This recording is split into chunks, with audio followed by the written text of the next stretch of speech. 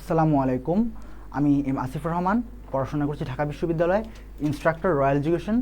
তো আজকে আপনাদের শিডিউল ক্লাস যেগুলো চলছিল ধারাবাহিকভাবে, যেখানে বাংলা ক্লাসগুলো সলভ করা হচ্ছিল, সেখানে আমাদের বাংলার খুবই ইম্পর্ট্যান্ট সাবজেক্ট, বাংলা একটি ইম্পর্ট্যান্ট সাবজেক্ট। তো বাংলার যে ইম্পর্ট্যান্ট সাবজেক্ট আছে এখানে হচ্ছে খুব গুরুত্বপূর্ণ দুটি টপিক বাংলা ফার্স্ট পেপারের, যেগুলো এইচএসসির জন্য গুরুত্বপূর্ণ এবং অ্যাডমিশনের জন্য গুরুত্বপূর্ণ। সেখান থেকে দুটি খুব ইম্পর্ট্যান্ট টপিক চুজ করা হয়েছে, যেগুলো হচ্ছে মাসি পিসি এবং 18 বছর বয়স, এবং আজকে আমি এগুলোর উপর ক্লাস নিব। তো আপনারা সবাই যারা যারা আছেন তারা লাইভে যুক্ত হয়ে যান। আপনারা যদি লাইভে যুক্ত হয়ে যান, কিছু পার্টিসিপেন্ট হয়ে গেলেই আমরা লাইভটি শুরু করে দিচ্ছি। ধন্যবাদ। তো আমরা দেখি কারা কারা লাইভে জয়েন করেছে।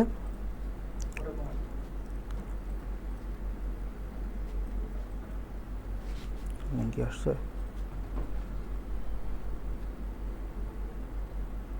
হ্যাঁ, তো আপনারা দ্রুত একটু কমেন্ট করে দিন যেন আমি জানতে পারি যে আপনারা ক্লাস শুরু করেছেন, অর্থাৎ আপনারা যে, এবং আপনারা যদি কেউ নোট করতে চান সেক্ষেত্রে আপনারা খাতা নিয়ে আসুন, কারণ সেক্ষেত্রে আপনাদের জন্য নোট করতে সুবিধা হবে। এবং আপনারা যদি কেউ চান যে আপনাদের যেখানে যে আমরা একটা পিডিএফ তৈরি করেছি আপনাদের সুবিধার জন্য, এই পিডিএফটা যদি আপনাদের দরকার হয়, অর্থাৎ আপনারা যদি এই পিডিএফ থেকে সহায়তা নিতে চান, যেহেতু এগুলো অভিজ্ঞ শিক্ষক দ্বারা তৈরি করা, তো এই পিডিএফ যদি আপনারা পেতে চান সেক্ষেত্রে আপনারা আমাদের পেজে অবশ্যই নক করে রাখুন। যত দ্রুত পেজে নক দিবেন আপনাদেরকে রাতের মধ্যে আপনাদেরকে রিচ করে এই ক্লাসগুলো দিয়ে দেওয়া হবে। ধন্যবাদ। এবং সেক্ষেত্রে আপনাদের যে পিডিএফগুলো এগুলো তো দেওয়াই হবে, কিন্তু এছাড়া আপনাদের ক্লাসে যে নোটগুলো এগুলো যদি করতে পারেন সেক্ষেত্রে আপনাদের জন্য ভালো হবে। তো সেক্ষেত্রে আপনারা ক্লাসে যুক্ত হয়ে যান এবং নোট করার জন্য খাতা কলম হাতে নেন, সেক্ষেত্রে আপনাদের জন্যই সম্ভবত সহায়ক। তো আপনারা কমেন্ট করে দেন যেন আমি জানতে পারি যে আপনারা যুক্ত হয়েছেন। হ্যাঁ, তো ক্যাথরিন ইরাবারই জয়েন করেছেন এবং শাহ সম্রাট উনিও জয়েন করেছেন। সো আমরা এখন তাহলে শুরু করতে যাচ্ছি যে আমাদের আজকের লাইভ ক্লাসটা। আপনারা নোট খাতা নিয়ে তৈরি হয়ে নিন, এবং আপনাদের যদি প্রয়োজন হয় সেক্ষেত্রে আপনারা টেক্সট বুক রাখতে পারেন, কারণ আজকে যে 18 বছর বয়স আপনাদের কবিতাটি আছে এটি আপনাদেরকে লাইন বাই লাইন পড়ানো হবে যেন আপনাদের কোনো ডাউট না থাকে। তো শুরু করছি। তো আমরা যদি আজকের টপিকে যাই, আজকের টপিক হচ্ছে 18 বছর বয়স, মূলত প্রাথমিকভাবে, যেটি একটি কবিতা। এই কবিতাটি হচ্ছে আমাদের একজন গুরুত্বপূর্ণ কবি, বাংলার দেশের একজন গুরুত্বপূর্ণ কবি বা বাংলা ভাষার একজন গুরুত্বপূর্ণ কবি, যিনি হচ্ছে সুকান্ত ভট্টাচার্য, উনার দ্বারা লেখা হয়েছে। তো উনার রচিত কবিতাটি আমাদের টেক্সট বুকের মধ্যে আছে, যেটি অ্যাডমিশন এবং এইচএসসির জন্য খুব গুরুত্বপূর্ণ। এইচএসসির ক্ষেত্রে প্রতিটা বোর্ডেই এইটা আসে এবং দেখা যায় যে প্রতি বছর এটা থেকে এমসিকিউ একাধিক আসছে এবং অনেক ক্ষেত্রে সৃজনশীলও থাকে, অর্থাৎ খুব রেয়ার কেসে দেখা যায় যে এখান থেকে কোনো সৃজনশীল বা এমসিকিউ আসেনি। এমসিকিউ অবশ্যই আসে, সৃজনশীল আর কি রেয়ারলি মিস যায়। তো এখন যদি আসি, তো এটা খুবই ইম্পর্টেন্ট। আপনারা যদি এটাকে 1 স্টার 2 স্টার 3 স্টার এরকম করে ক্যাটাগরাইজ করতে চান সেক্ষেত্রে আমি বলবো এটা 3 স্টার একটা টপিক, অর্থাৎ হট টপিক। তো আমরা যদি একটা কবিতা পড়তে চাই সেক্ষেত্রে আমি গতকাল ক্লাসে বলেছিলাম যে আপনাদেরকে হচ্ছে একটা কবিতা যদি আপনারা শিখতে চান বা একটা লেখকের লেখাকে যদি আপনারা মূল্যায়ন করতে চান, সেক্ষেত্রে লেখককে রিড করতে হলে লেখকের যে ব্যক্তি জীবন আছে অথবা লেখকের যে ব্যক্তিগত চিন্তাধারা আছে ওটা ধরতে পারলে ওনার যে লেখা বা ওনার যে চিন্তন সেটা ধরতে পারা খুব সহজ হয়ে যায়। তো সেক্ষেত্রে আমি ওনার যে ব্যক্তিগত যে পরিচিতি, আমরা আগে কবিকে জানার চেষ্টা করব, কবিকে জানার মধ্য দিয়ে আমরা তার কবিতাকে জানার চেষ্টা করব। তো আমরা শুরু করি। তো আমাদের কবি পরিচিতি যে প্রথম তথ্যটা আছে, কবির জন্ম 15 আগস্ট 1926 সালে। তো এখানে একটা গুরুত্বপূর্ণ জিনিস, উনি যে কবি সুকান্ত ভট্টাচার্য, উনার কবিতার ক্ষেত্রে আপনারা চাইলে বঙ্গবন্ধুর যে পরিবারটা এটাকে মিলাতে পারেন একদিক দিয়ে, মানে যদি মিলাতে চান তাহলে মিলাতে পারেন। যেমন ওনার জন্ম 15 আগস্ট, আমরা জানি 15 আগস্ট আমাদের দেশের ইতিহাসে একটা কলঙ্কময় অধ্যায় হয়েছিল। তো সেটা যদি আপনি বিবেচনা করেন সেক্ষেত্রে 15 আগস্ট ডেটটা আপনি মনে রাখতে পারেন। এটা কেন বলেছি এটা আরও একটা পয়েন্ট কিছুক্ষণ পরে দিব, বাট 15 আগস্ট 1926 সালে ওনার জন্ম। এবং ওনার জন্ম কোথায়? ওনার জন্ম গোপালগঞ্জ জেলার কোটালীপাড়া থানায়, অর্থাৎ টুঙ্গিপাড়া যে জায়গাটা আছে ঠিক তার পাশেই অবস্থিত এই জায়গাটা। তো ওনার জন্ম গোপালগঞ্জের কোটালীপাড়ায় 1926 সালের 15 আগস্ট। তো উনার যে জন্মবৃত্তান্ত আছে তো এটা আমরা জানতে পারলাম। তো উনার পিতার নাম হচ্ছে নিবারণ চন্দ্র ভট্টাচার্য এবং মাতা সুনীতি দেবী। তো এগুলো আপনারা যদি চান সেক্ষেত্রে আপনারা নোট করে নিতে পারেন, কারণ আপনারা যদি নোট করে নেন সেক্ষেত্রে আপনাদের জন্য এটা খুবই সহায়ক হবে। এবং উনি আমরা দেখতে পাচ্ছি যে উনি কিশোর বয়স থেকে, অনেক মানুষ থাকে যারা হচ্ছে কিশোর বয়স থেকে তাদের প্রতিভার একটা স্ফুরণ ঘটায়, অর্থাৎ তাদের যে প্রতিভা আছে, তাদের ভিতরে যে কবি প্রতিভা আছে বা সৃষ্টি সুখের উল্লাসে তারা মেতে থাকতে পছন্দ করেন, ওই জিনিসটা ওনাদের কিশোর বয়স থেকেই সেটা বোঝা যায়। সেটার একটা উৎকৃষ্ট উদাহরণ যদি আমরা দেখি, আমাদের কবি সুকান্ত ভট্টাচার্য, উনি কি করেছিলেন, দৈনিক স্বাধীনতার কিশোর সভা অংশের সম্পাদক ছিলেন। এবং যেটা বলে রাখা ভালো, আপনাদের টেক্সট বুকে আছে, সেটা হচ্ছে উনি এটার আমৃত্যু সাধারণ সম্পাদক ছিলেন। অর্থাৎ উনি শুধুমাত্র প্রতিষ্ঠা করেননি, উনি এটার একদম আমৃত্যু, যতদিন মারা যাননি ততদিন পর্যন্ত উনি এটার কিশোর সভা অংশের সম্পাদক ছিলেন। অর্থাৎ পত্রিকাটার যে সম্পাদনার কাজটা এটা উনি করতেন। তো এরপরের স্লাইডে যদি আমরা যাই, অবশ্যই আপনারা এগুলো নোট করে নিতে পারেন, অথবা আপনারা যদি চান, আপনার জন্য বর্তমান দিনকাল খুব সহজ আসছে, আপনারা চাইলে স্ক্রিনশট নিয়ে রাখতে পারেন। তো তারপরে যদি আমরা যাই যে উনার ব্যাপারে যদি আমরা আরও জানতে চেষ্টা করি, সেক্ষেত্রে আমরা জানতে পারছি যে ফ্যাসি বিরোধী লেখক শিল্পী সংঘের পক্ষে। ফ্যাসি বিরোধী বলতে আমরা কি বুঝি? ফ্যাসি বিরোধী বলতে, ফ্যাসি বিরোধী এটা একটা টার্ম, এটা একটা পলিটিক্যাল টার্ম, যারা হচ্ছে কাইন্ড অফ একাধিপত্যবাদী, যারা হচ্ছে একটি আইডিওলজি বা একটি আদর্শের ভিত্তিতে রাষ্ট্র চালাতে পছন্দ করে এবং সেটার ভিত্তিতেই দেশ চালায়। অর্থাৎ আপনি যদি এটার উৎকৃষ্ট উদাহরণ জানতে চান, সেক্ষেত্রে আপনি ইতালির যে বেনিতো মুসোলিনি, সেখানে উনি 1930-এর দশক থেকে ফ্যাসিস্ট সরকার প্রতিষ্ঠা করেছিলেন। তো ওটা এক ধরনের ফ্যাসিস্ট সরকার। তারপরে বর্তমান পৃথিবীতেও অনেকেই অনেক সরকারকে ফ্যাসিস্ট সরকার বলে। আপনারা যদি অনলাইনে অথবা আপনাদের জিকে বইগুলো ভালোভাবে পড়েন, সেখানে জানতে পারবেন যে কোন কোন সরকারকে ফ্যাসিস্ট বলা হয়। এটি খুবই শক্তিশালী একটি রেটরিক। তো ফ্যাসি বিরোধী যে লেখক সংঘ, অর্থাৎ পৃথিবীতে তৎকালীন সময় যে ফ্যাসিবাদী সরকারগুলো গড়ে উঠছিল, ওই সরকারগুলোর বিরুদ্ধে উনি, বা ফ্যাসি বিরোধী যে চেতনাটা গড়ে উঠছিল সেটির বিরুদ্ধে উনি একটি সংগঠন প্রতিষ্ঠা করেন এবং সেখান থেকে উনি একটি কাব্যগ্রন্থ প্রকাশ করেন, যেটার নাম আকাল। এটি উনি কলকাতা থেকে প্রকাশ করেন, যদিও উনি তখন বরিশালে থাকতেন খুব সম্ভবত। তবে উনি আকাল, এই যে আকাল নামের যে পত্রিকাটা আছে বা কাব্যগ্রন্থটা আছে, এটা উনি হচ্ছে সেখান থেকে প্রকাশ করেন। এবং উনার যে উনার ব্যাপারে যদি আমরা আরও জানতে চাই, সেক্ষেত্রে একটা এমসিকিউর জন্য খুব গুরুত্বপূর্ণ, যে 1947 সালের 13ই মে, ডেটটা আবার দেখবেন, 1947 সালের 13ই মে, মাত্র 21 বছর বয়সে প্রতিভার অকাল মৃত্যু ঘটে। অর্থাৎ আমরা যদি জানতে চাই, এই এমসিকিউটা একাধিকবার আসে। আপনি যদি কোশ্চেন ব্যাংক সলভ করতে যান, সেক্ষেত্রে আপনারা দেখবেন যে অনেকগুলো প্রশ্ন ব্যাংকের মধ্যে এই জিনিসটা পাবেন যে উনি 21 বছর বয়সে। আমাদের কিন্তু খুব বেশি সাহিত্যিক এত অকাল মৃত্যুবরণ করেন না, অকালে সবাই সব পাতা অকালে ঝরে পড়ে না। তো এরকমই উনি খুব কম বয়সে মারা গিয়েছিলেন। তো এই জিনিসটা আমাদের বাংলা সাহিত্য আকাশে এক গুরুত্বপূর্ণ ঘটনা। তো এটা আপনারা জেনে রাখবেন, কারণ এটা অনেক এমসিকিউতে আসে। সব পাবলিক ইউনিভার্সিটিগুলোর এমসিকিউতে আসছিল, আমার এই মুহূর্তে মনে আসতেছে না যে কোনটাতে আসছিল, কিন্তু এসেছিল। তো উনার যে কবিতা, আমরা ব্যক্তি সুকান্তকে জানলাম, কিন্তু এখন আমাদের লক্ষ্য হচ্ছে যে ব্যক্তি সুকান্ত আসলে কী ধরনের চিন্তা লালন করতো, কেন উনি আমাদের পাঠ্য, কেন উনার মধ্যে ঠিক কী আছে, ঠিক কী কারণে উনি আমাদের দ্বারা পঠিত হওয়ার যোগ্য, অর্থাৎ কেন ওনাকে টেক্সট বইয়ে নিয়ে আসা হলো। অবশ্যই ওনার মধ্যে একটা প্রতিভা আছে, অবশ্যই ওনার মধ্যে একটা এমন কিছু চেতনা আছে যেটা আমাদের একাদশ দ্বাদশ শ্রেণীর শিক্ষার্থীদের প্রয়োজন, যেটার কারণে ওনাকে এখানে আনা হয়েছে। তো আমরা যদি যাই, যে আমরা দেখতে পাচ্ছি অন্যায়, অবিচার এবং শোষণের বিরুদ্ধে বিপ্লবের আহ্বান ও তারুণ্যের গর্জন তার কবিতার প্রধান দিক। অর্থাৎ উনি যে একজন তরুণ ছিলেন, উনি যে মাত্র 21 বছর বয়সে মারা গিয়েছেন, উনি পরিণত বয়সে যাওয়ার সুযোগ পাননি। তো 21 বছর বয়সের মধ্যেই উনার যে চেতনাটা ছিল, যে কম বয়সের যে বিপ্লব, অথবা কম বয়সে যে সমাজের যে অন্যায়, অবিচার, শোষণ, তারপরে দুর্নীতি, যা কিছু আছে এসবের বিরুদ্ধে উনার যে উনি যে একজন তরুণ, সেখান থেকে উনার যে তারুণ্যের দিক থেকে যে গর্জনটা আসবে, যে প্রতিবাদটা আসবে, সংগ্রামের চেতনাটা আসবে, যে আহ্বানটা আসবে, সেই আহ্বানটাই ওনার কবিতার অন্যতম একটা গুরুত্বপূর্ণ বিষয়, যে কারণে উনি আমাদের পাঠ্য হতে পেরেছেন। তো আমরা যদি ব্যক্তি সুকান্তকে বাদ দিয়ে এখন আমরা ব্যক্তি সুকান্তকে জানলাম, তো ব্যক্তি সুকান্তকে এখন ছাপিয়ে যদি আমরা চাই যে আমরা এখন উনার যে পার্টিকুলার রচনাটা, যে কারণে উনি আমাদের দ্বারা পঠিত হচ্ছেন, সেটা যদি আমরা জানতে চাই, সেক্ষেত্রে আমরা এখন আসবো হচ্ছে উনার যে কবিতাটা, সেই কবিতার ক্ষেত্রে।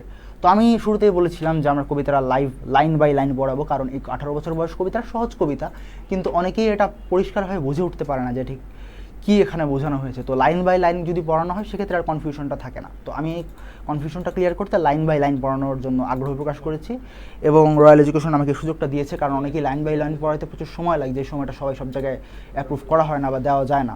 কিন্তু সেই জায়গা থেকে আমি চেষ্টা করেছি, এবং রয়্যাল এডুকেশন চেষ্টা করেছে আপনাদের কাছে লাইন বাই লাইন একটা এক্সপ্লেনেশন রাখার, যেন আপনারা ধরতে পারেন এবং আপনার আর কোনো ক্লাস যেন প্রয়োজন না হয়। তো সেই জায়গা থেকে আপনি দেখে নিতে পারেন, কারণ আপনারা চাইলে নোটও করে নিতে পারেন, যদি এটা নোট করার বিষয় না, কারণ যে জিনিসটা বুঝবেন সেটা নোট করার থেকে গুরুত্বপূর্ণ হচ্ছে আপনি এটা অনুভব করবেন, এটা আপনি বুঝে নিন, সেক্ষেত্রে আপনার জন্য এটা ভালো হবে। তো এখন ঠিক আছে, হ্যাঁ তো এই জায়গায় যদি এখন আসি সেক্ষেত্রে দেখা যাচ্ছে তো ওকে, তো এই জায়গায় যদি আসি সেক্ষেত্রে হচ্ছে মূল কবিতাটা লাইন বাই লাইন পড়ানোর চেষ্টা করছি। তো শুরু করা যাক। আপনারা এই সময়টা নোট করলে করতে পারেন, কিন্তু নোট করার থেকে গুরুত্বপূর্ণ হচ্ছে বোঝা। আপনি বুঝে বুঝে লিখবেন, আমার মুখ থেকে যেটাই বের হচ্ছে সেটাই লিখে ফেলবেন, সেক্ষেত্রে কিন্তু এটা আবার সমস্যা হয়ে যায়। আপনি বুঝে বুঝে লিখবেন, লাইন বাই লাইন ধরে ধরে বুঝে বুঝে বুঝবেন, প্রথমে বুঝবেন, তারপর নিজে যেটা উপলব্ধি করবেন ওটা নিজের ভাষায় লিখবেন, সেক্ষেত্রে আপনার জন্য ভালো হবে। তো শুরু করি। তো আপনার যে কবিতাটা, মূল কবিতা, তো আমরা কবিতাটা পড়া শুরু করি, সেক্ষেত্রে আমাদের জন্য বোধহয় সহজ হবে। 18 বছর বয়স কি দুঃসহ, স্পর্ধায় এনে মাথা তুলবার ঝুঁকি। তো প্রথম লাইনটা 18 বছর বয়স কি দুঃসহ। তো এই যে এই লাইনটা দুঃসহ, আমরা কোনো কিছুকে দুঃসহ কখন বলি? আমরা কোনো কিছুকে দুঃসহ তখন বলি যখন সেটা সহ্যের সীমা ছাড়িয়ে যায় বা সহ্য করা খুব কঠিন হয়ে যায়। তো উনি বলছেন, আমাদের কবি কি বলছেন, আমাদের কবি দাবি করছেন 18 বছর বয়স কি দুঃসহ। তো উনার কাছে মনে হচ্ছে এটা দুঃসহ, অর্থাৎ এটা সহ্য করা যায় না, এটা সহ্য করা খুবই কঠিন। তো উনি যে কথাটা বলছেন, উনি অবশ্যই বেসিস ছাড়া কথাটি বলেনি, উনার কথা একটা বেসিস আছে, উনার কথা একটা বেজ আছে, একটা রিজন আছে। তো আমরা চেষ্টা করি জানতে যে উনি আসলে ঠিক কী কারণে এটাকে দুঃসহ বলেছেন। তো উনি বলেছেন যে 18 বছর বয়স দুঃসহ, স্পর্ধায় নেয় মাথা তুলবার ঝুঁকি, অর্থাৎ স্পর্ধা বা সাহস যে ব্যাপারটা, সেই সাহসে এরা মাথা তুলবার ঝুঁকি নেয়। অর্থাৎ এরা যে কোনো সময় যে মানে ঝুঁকিপূর্ণ যে পরিস্থিতি আসে, যে সমস্যাগুলো আসে ব্যক্তি জীবনে, মানুষের জীবনে যে উত্থান পতন, যে সংগ্রাম আসে, উনি তো সেই সংগ্রামের মধ্যে মানুষ যে নিজেদেরকে তুলে ধরতে চায় যে আমি এই রিস্কটা নিব, আমি এই ঝুঁকিটা নিব, আমি বিপদের মধ্যে দাঁড়িয়ে নিজের গায়ে দায়টা নিব এবং তারপর এটা সমাধানের চেষ্টা করব। এই যে সাহসটা, এই যে এই অদম্য বাসনাটা, এই বাসনাটা 18 বছর বয়সীদের মধ্যে থাকে।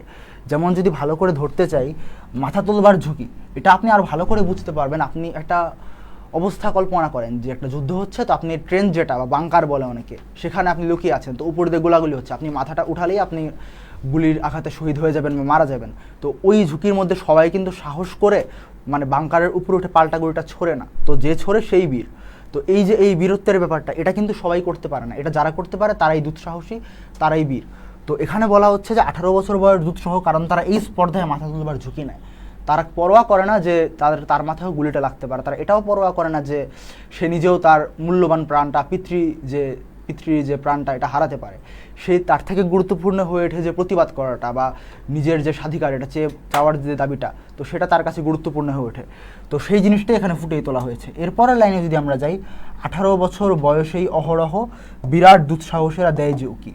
আপনারা যদি খেয়াল করেন যে পৃথিবীর যতগুলো বিপ্লব, যতগুলো মানে উনি যে সময় জন্মগ্রহণ করেছিলেন, আমরা যদি দেখি যে 18 বছর বয়সের যে রাইটার অর্থাৎ সুকান্ত ভট্টাচার্য, উনি যে সময় জন্মগ্রহণ করেছিলেন অথবা যে সময় উনি বেড়ে উঠছিলেন, অর্থাৎ বিংশ শতকের প্রথম অংশটা বা প্রথমার্ধ, ওই সময় উনি অনেকগুলো বিপ্লব, অনেকগুলো সংগ্রাম, অনেকগুলো আন্দোলন হতে দেখেছেন, যেগুলো মূলত তরুণদের দ্বারা সংঘটিত হয়েছে। আপনারা যদি জিকে পড়তে যান ফিউচার, মানে ইন নিয়ার ফিউচার, আপনাদের এই সামনে এইচএসসিটা পার করলে আপনাদের এসে পড়তেছে যে অ্যাডমিশন। তো অ্যাডমিশন ফেজের মধ্যে আপনাদেরকে জিকেতে পড়তে হবে যে অনেকগুলো বিপ্লবের কথা, ইউক্রেনের বিপ্লব বা রাশিয়া বিপ্লব, অরেঞ্জ বিপ্লব, তারপরে রেড আর্মির বিপ্লব বা অক্টোবর বিপ্লব যেটাকে বলে, বা অনেক বিপ্লব, অনেক সংগ্রাম। তারপরে তার কিছু বছর আগে হয়ে গেছিলো আমেরিকায় শ্রমিক বিপ্লব, বা ইউরোপে অনেকগুলো বিপ্লব হয়েছিল। এই বিপ্লবগুলো কারা ঘটাতো? মূলত এই বিপ্লবগুলো ঘটাতে হচ্ছে যারা হচ্ছে গিয়ে তরুণ বয়সী। আপনারা যদি চিন্তা করেন যে অক্টোবর বিপ্লব অ্যাকচুয়ালি সবচেয়ে আলোচিত যে বিপ্লবটা গত 100 বছরে, সেটা হচ্ছে সোভিয়েত ইউনিয়ন যা বিপ্লবের মাধ্যমে প্রতিষ্ঠিত হয়,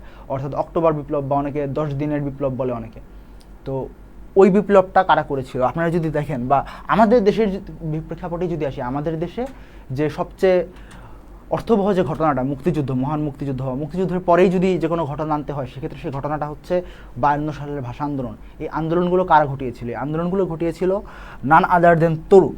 তো যারা তরুণ, যাদের বয়স কম, তারা হচ্ছে নিজেদের যে আদর্শ, নিজেদের যে চিন্তা, নিজেদের যে বিশ্বাস, নিজেদের যে ন্যায়বোধ, সেটার জন্য তারা জীবনের ঝুঁকি নিতে খুবই আগ্রহী এবং প্যাশনেট থাকে। তো এই জিনিসটাই আসলে উনি ফুটিয়ে তুলেছেন যে তারা নিজেদের বিরাট দুঃসাহসের সাথে মাথা উঁকি দেয়, তারপরও তারা নিজেদের সহজে দমে যায় না। এই জিনিসটা উনি বুঝতে চেষ্টা করেছেন। এরপরের লাইনে যদি আমরা যাওয়ার চেষ্টা করি, আপনারা সবাই একটু কমেন্ট করে দেন যেন আমি বুঝতে পারি যে আপনারা সবাই যুক্ত আছেন, এবং সাথে আপনারা একটু শেয়ার করে দিন, কারণ আপনাদের বন্ধুদের মাথায় শেয়ার করে দিলে আপনারা নিজেরাই শেয়ার করবেন। শেয়ার করার মাধ্যমে আপনারা একটা ক্লাস যদি আপনারা সবাই একসাথে করেন, গ্রুপ স্টাডির মাধ্যমে আপনাদের পড়া অনেক দূর হয়ে যাবে, অনেক দ্রুত পড়াটা শেষ হবে। তো সেক্ষেত্রে আপনাদের জন্য এটা উপকার হবে। সেক্ষেত্রে আপনারা সবাই মিলে, অনেকে হিংসা করে যে ধরেন আমি কেন শেয়ার দিলে আমার বন্ধুরা জেনে যাবে, বন্ধুরা জেনে যেলে তারাও ক্লাস করবে। বাট একটা জিনিস চিন্তা করেন, একা একা পড়া কিন্তু বোরিং। তো সেটা না করে আপনি এক কাজ করতে পারেন, আপনি আপনার বন্ধুদের সাথে শেয়ার দিয়ে দিবেন, এই টপিকটা শেয়ার দিয়ে দিবেন। তো একটা ক্লাস যখন শেয়ার দিয়ে দিবেন, বন্ধুরা সবাই মিলে আলোচনা করবেন যে তুই কি পড়ছিস না, তুই পড়ছিস আমার পড়া হয়েছে, এরকম করে একটা আলোচনা হয়। যখন এই আলোচনার ফ্লোটা শুরু হবে, তখন আপনারা জানতে পারবেন যে কে পড়ছে না। ধরেন যদি আপনার বন্ধুর মানে আপনার সবাই যদি একসাথে সফল হন, সেক্ষেত্রে ব্যাপারটা ভালো না। তো আপনারা সবাই আপনার বন্ধুদেরকে মেনশন করে দেন, এবং মেনশন করা অনেকের ক্ষেত্রে অনেক বন্ধুকে মেনশন দেয়, অনেকগুলোকে মেনশন দেওয়ার থেকে শেয়ার করে দেন। অথবা যদি আপনি চান যে সে এখনই যুক্ত হোক, সেক্ষেত্রে তাকে ইনবক্সে নক দিয়ে ডেকে নিয়ে আসেন, সেক্ষেত্রে আপনাদের জন্যই ভালো হবে। তো আমরা এর পরের লাইনে যাই। তো এর পরের লাইনে যদি আমরা যাই, 18 বছর বয়সের নেই ভয়। বলেছিলাম যদি তাদের ভয় থাকতো তাহলে কিন্তু তারা এত বড় স্পর্ধা করতো না, এত বড় ঝুঁকি নিত না। তারা কিন্তু অপরিমেয় ঝুঁকি নিয়ে নিজের জীবনের তারা পরোয়া করে না। তারা দেখে যে আমার সংসার নেই, আমার স্ত্রী নেই, আমার সন্তান নেই। তো সেই দিক থেকে তারা চিন্তা করে কি, তারা চিন্তা করে যে না, আমার কাছে যে আইডিওলজিটা আছে, আমার কাছে যে বিশ্বাসটা আছে, আমার কাছে যে ন্যায়বোধটা আছে, সমাজের যে বিদ্যমান দুর্নীতি, দুর্দশা, এগুলোর বিরুদ্ধে আমি যে বিদ্রোহ করব, এই বিদ্রোহটা এই বিদ্রোহের যে অর্থটা, এই বিদ্রোহের অর্থটা তার কাছে নিজের জীবনের অর্থের চেয়ে বেশি গুরুত্বপূর্ণ। তো সেই জায়গা থেকে তারা এই বিপ্লবটা ঘটায়। তো এখানেই উনি বলেছেন 18 বছর বয়সের নেই ভয়, পদাঘাতে ভাঙতে চায় পাথর বাধা। অর্থাৎ পাথর যে জিনিসটা, অর্থাৎ রেটোরিকটা উনি এভাবে দিয়েছেন। রেটোরিক মানে উপমা। তো যে রেটোরিকটা উনি এখানে দিয়েছেন পাথর, একটা পাথর যদি চিন্তা করেন আপনি, পাথর কিন্তু আপনি পায়ে লাথি দিয়ে ভাঙতে পারবেন না, পায়ের আঘাতে কখনো পাথর ভাঙে না। আপনারা যদি কেউ ভেঙে থাকেন তাহলে কমেন্টে জানান, আমার মনে হয় না যে কেউ ভাঙতে পারবে। তো এখন ব্যাপারটা হচ্ছে কি, যেহেতু কেউ পাথর ভাঙতে পারে না, একটা পদাঘাতে পাথর ভেঙে পড়ে না, সেই জায়গা থেকে তারা পদাঘাতে পাথর ভাঙতে যায়। অর্থাৎ এখানে বোঝানো হয়েছে যে তারা অসম্ভবকে সম্ভব করতে চায়। তারা জানে যে বাই নর্মাল মিনস, অর্থাৎ স্বাভাবিকভাবে জিনিসগুলো যদি স্বাভাবিকভাবে যায়, আমি এই আন্দোলনটা জিততে পারবো না, আমার দ্বারা এটা হবে না। কিন্তু তাও তারা অসম্ভবের মধ্যে নিজেকে সমর্পণ করে যে না, অসম্ভব হলেও আমার এটা ছিনিয়ে আনতে হবে, আমার এটা দখল করে নিয়ে আসতে হবে, আমাদের এটা হইতেই হবে, আমাদের এই আন্দোলনটা হইতেই হবে। আপনি চিন্তা করেন যে পৃথিবীর একটা সুসংগঠিত সেনাবাহিনী, অর্থাৎ আমি পাকিস্তানি বাহিনীর কথা বলছি, তাদের সাথে যদি আপনি চিন্তা করেন যে আপনি একজন, অথবা আপনারা কিছু পাড়ার তরুণ, আপনাদের কাছে লাঠিসোঁটা ছাড়া তেমন কিছু নেই, সেই জায়গা থেকে আপনি যদি চিন্তা করেন যে না, আমরা অবশ্যই আন্দোলনটা করব, এবং আমরা ওই অস্ত্রধারী সৈন্যদের বিরুদ্ধে, যাদের কাছে ট্যাঙ্ক আছে, গোলা বারুদ আছে, প্রোপেলড আর্টিলারি আছে অ্যান্ড হোয়াট নট, তাদের কাছে যত কিছু আছে, মানে তাদের কাছে যত যাই থাক সেসব বাদ দিয়ে আমরা লাঠিসোঁটা, এবং এরপরে যা আসে এরপর একটা হিসাব। যখন মুক্তিযুদ্ধ শুরু করে, তখন কিন্তু তাদের কাছে আধুনিক অস্ত্র ছিল না। ইনফ্যাক্ট পুরো মুক্তিযুদ্ধই মূলত শেষ হয়েছে তুলনামূলক পুরনো অস্ত্র দিয়ে। সেই জায়গা থেকে তারা কিন্তু তাদের জীবনের পরোয়া করেনি। তারা এটাও চিন্তা করেনি যে তারা আসলে ঠিক কিভাবে বিজয় আনবে। অর্থাৎ তারা যখন মুক্তিযুদ্ধ শুরু করে, আমরা যখন মুক্তিযুদ্ধের ইতিহাস পড়ি, আমরা পড়ি যে এই দিন এটা হয়েছিল, এই দিন এটা হয়েছিল, কিন্তু আপনি ডেট পড়বেন না, আপনি ঘটনাগুলোর ভিতর দিয়ে পড়ার চেষ্টা করবেন, আপনি চেষ্টা করবেন ঘটনাগুলো অনুভব করতে। আপনি যখন তাদের জীবনগুলো অনুভব করবেন, আপনি দেখতে পারবেন যে তারা তখন বুঝতে পারতো না। যখন যুদ্ধটা শুরু হয় তখন তাদের কোনো সম্ভাবনাই ছিল না, তারা কল্পনাই করতে পারেনি যে তারা যুদ্ধটা জিতবে। সেই জায়গা থেকে যে ঝুঁকি নেওয়া, যে আমি ঝুঁকিটা নিব, আমি নিজেকে সমর্পণ করে দিব, হেরে গেলে আমি মারা যাব, এবং এটা কিন্তু স্বাভাবিক মৃত্যু না। অর্থাৎ একটা গুলি খেয়ে মরে গেলাম, অনেকে চিন্তা করে একটা গুলি খেয়ে মরে গেলাম, তেমন কিছু না, কিন্তু ব্যাপারটা কিন্তু সেরকম না। ব্যাপারটা অনেক খারাপ। দেখা যায় পাকিস্তানের টর্চার সেলে নারীদের নানাভাবে নির্যাতন করতো, অনেকে সপরিবারে হত্যা করে ফেলতো। আপনারা যদি চান সেক্ষেত্রে আপনার ফেসবুকে বা অনেক জায়গায় পড়ে থাকবেন, আর যদি জিকের জন্য পড়ে থাকেন সেক্ষেত্রে ওটা আপনার জন্য আরও ভালো হবে, আপনি পড়ে জানতে পারবেন যে জিনিসগুলো খুব বাজে হতো। তো সেই জায়গা থেকে তারা লড়তো। তারা জানতো না যে ঠিক কী করলে তারা সফল হবে, কিন্তু তারা করতো। তারা জানে না যে ফলাফল কী হবে, তারপরে তারা যে লড়াইয়ের চেষ্টা, তারা জানে যে পদাঘাতে পাথর ভাঙা যায় না, কিন্তু তারপরও তারা পাথর ভাঙার জন্য যে স্পৃহা, তাদের যে সাহস, তাদের যে দম, যে আমি করে দেখাবো, আমি করে দেখবো, করে দেখতে চেষ্টা করতে সমস্যা কই, এই অনুভবটা, এই চেতনাটা, এই জিনিসটাই উনি এখানে ফুটিয়ে তুলেছেন। অর্থাৎ 18 বছর বয়সের যে অদম্য মনোভাব। তারপরের লাইনটাতে যদি আমি যাই, এ বয়সে কেউ মাথা নোয়াবার নয়। আচ্ছা, এর পরেরটা দেখি কি বলতেছে। 18 বছর বয়স জানে না কাদা। অর্থাৎ 18 বছর বয়সে কেউ মাথা নোয়ায় না। অর্থাৎ অনেকে আছে না যে মাথা নোয়ায় ফেলে যে আমি এই কাজটা করবো না। অনেকে আছে যে একটা জিনিস চিন্তা করে যে আমি আজকে থেকে পড়া শুরু করবো, আজকে থেকে অনেকে আপনারা চিন্তা করেন যে আজকে আর পড়বো না, কালকে থেকে পড়বো, বা অনেকে চিন্তা করে যে আমি কালকে থেকে এটা করবো। বাট তারা কিন্তু এরকম না। 18 বছর বয়সের যে তারুণ্য, 18 বছর বয়সের যে স্পৃহা, 18 বছর বয়সে মানুষের মধ্যে যে কর্মোদ্যম, এই কর্মোদ্যমের কারণে তারা মাথা নোয়াতে জানে না। তারা জানে না যে কীভাবে কারো কাছে হচ্ছে সমর্পণ করতে হয়। তারা এটা বুঝতেই পারে না যে স্বার্থের জন্য, অনেকে আমাদের দেশে আমরা দেখি বা পৃথিবীর অনেক দেশে দেখা যায় যে ক্ষুদ্র ক্ষুদ্র ব্যক্তি স্বার্থের জন্য মানুষের যে মূল্যবোধগুলো এগুলো মানুষ বিকিয়ে দেয়, বা মানুষ হচ্ছে ক্ষুদ্র ক্ষুদ্র ব্যক্তি স্বার্থের জন্য বা অনেক ক্ষেত্রে অর্থনৈতিক সুবিধার জন্য তারা করে কি, তারা হচ্ছে তাদের যে আইডিওলজিগুলো বা একটা ন্যায়বোধ সেগুলো তারা বিক্রি করে দেয়। যে কারণে আমরা ঘুষ খেতে দেখি, সুদ খেতে দেখি বা দুর্নীতি করতে দেখি, অনেক ক্ষেত্রে দেখি যে মানুষের হক মেরে খাচ্ছে। এই ধরনের ঘটনাগুলো আমরা যে দেখি, এই ঘটনাগুলো আমরা শুধুমাত্র দেখি এই কারণে যে তাদের মধ্যে ন্যায়বোধটা থাকে না। তো 18 বছর বয়সের যে বৈশিষ্ট্য সেটা হচ্ছে তারা খুব সহজে হার মানে না, তারা না মাথা নোয়ায় না। তাদেরকে কেউ যখন বলে যে আমাকে এই জিনিসটা দাও, তোমাকে এই জিনিসটা পুরস্কার দিব, কিন্তু বিনিময়ে তোমাকে তোমার এই যে বিশ্বাসটা, তোমার যে ধারণাটা ছেড়ে দিতে হবে, তারা কিন্তু এত সহজে হাল ছেড়ে দেয় না। এই কারণে আপনি যদি দেখেন আমার বন্ধু রাশেদ একটা গুরুত্বপূর্ণ মানে গুরুত্বপূর্ণ একটা সৃষ্টি আমি বলবো, এটার সিনেমাও আছে এবং বইও আছে। এখানে যখন একটা আইকনিক সিন আছে, রাজাকাররা যখন অস্ত্র ধরে বলে যে পাকিস্তান জিন্দাবাদ বলতে, তখন সে জয় বাংলা বলে এবং গুলি খেয়ে মারা যায়। সে জানে, সে কিন্তু এটার ফলাফল জানে যে একজন রাজাকার যে পাকিস্তানের প্রতি কমিটেড, তাকে জয় বাংলা বলার ফলাফল কী হতে পারে এটা সে খুব ভালো করে জানে। স্টিল সে এই জিনিসটাই চুজ করে যে আমি গুলি খেয়ে মারা গেলাম, আমি এটাই বলবো। এই জিনিসটা কিন্তু খুব আইকনিক। ওই সিনটা 18 বছর বয়সকে রিপ্রেজেন্ট করে বলে আমি মনে করি। আপনারা আশা করি মনে করবেন, জুতোটা দেখেন, ওটা দেখা আপনাদের জন্য বেশ ভালো। সামনে যখন আপনাদের অ্যাডমিশন সিজন আসবে তখন আপনারা পড়তে পড়তে অনেকেই কাহিল হয়ে যাবেন, অনেকেই হতাশ হয়ে যাবেন।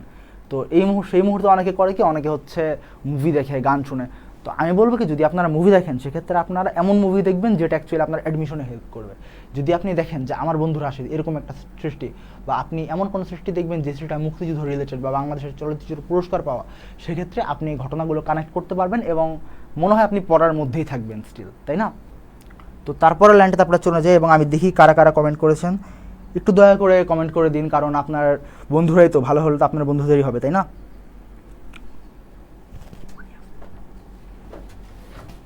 তো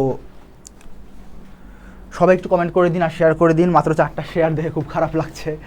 দয়া করে একটু শেয়ার করে দিন, শেয়ার করে দিলে মেবি ক্লাসটা বেটার হয়। তো এরপরের লাইনটাতে আমরা চলে যাই, এ বয়স যেন রক্তদানের পুণ্য। আচ্ছা, কোনো ধর্মগ্রন্থে কি বলা আছে যে রক্তদানের পুণ্য বলে কোনো জিনিস আছে, যে কেউ যদি রক্ত দেয় তাহলে তার খুব উপকার হবে, সে জান্নাতে যাবে, সে ভেস্তে যাবে, সে স্বর্গে যাবে, এমন কোনো কথা বলা আছে? মনে হয় না যে শুধু রক্ত দিলেই জান্নাতে চলে যাবে, এমন কথা কিন্তু বলা নেই। কিন্তু তারপর এখানে রক্তদানের পুণ্য বলতে আসলে এখানে কি বোঝানো হচ্ছে? রক্তদানের পুণ্য বলতে এখানে ক্লিয়ারলি বলা হচ্ছে যে বিভিন্ন আন্দোলন করতে গেলে, বিভিন্ন কিছু অর্জন করতে গেলে, বিভিন্ন অন্যায় বা অত্যাচারের বিরুদ্ধে কেউ দাঁড়াতে যায়, আমি যদি ব্রিটিশ বিরোধী আন্দোলনের কথা বলি, আমরা যদি পাকিস্তান বিরোধী আন্দোলনের কথা বলি, আমরা যদি ভাষা আন্দোলনের কথা বলি, আমরা যদি 71-এর কথা বলি, সেক্ষেত্রে আমরা কি দেখতে পাবো? আমরা দেখতে পাবো যে কোনো কিছুই রক্ত ছাড়া হয় না।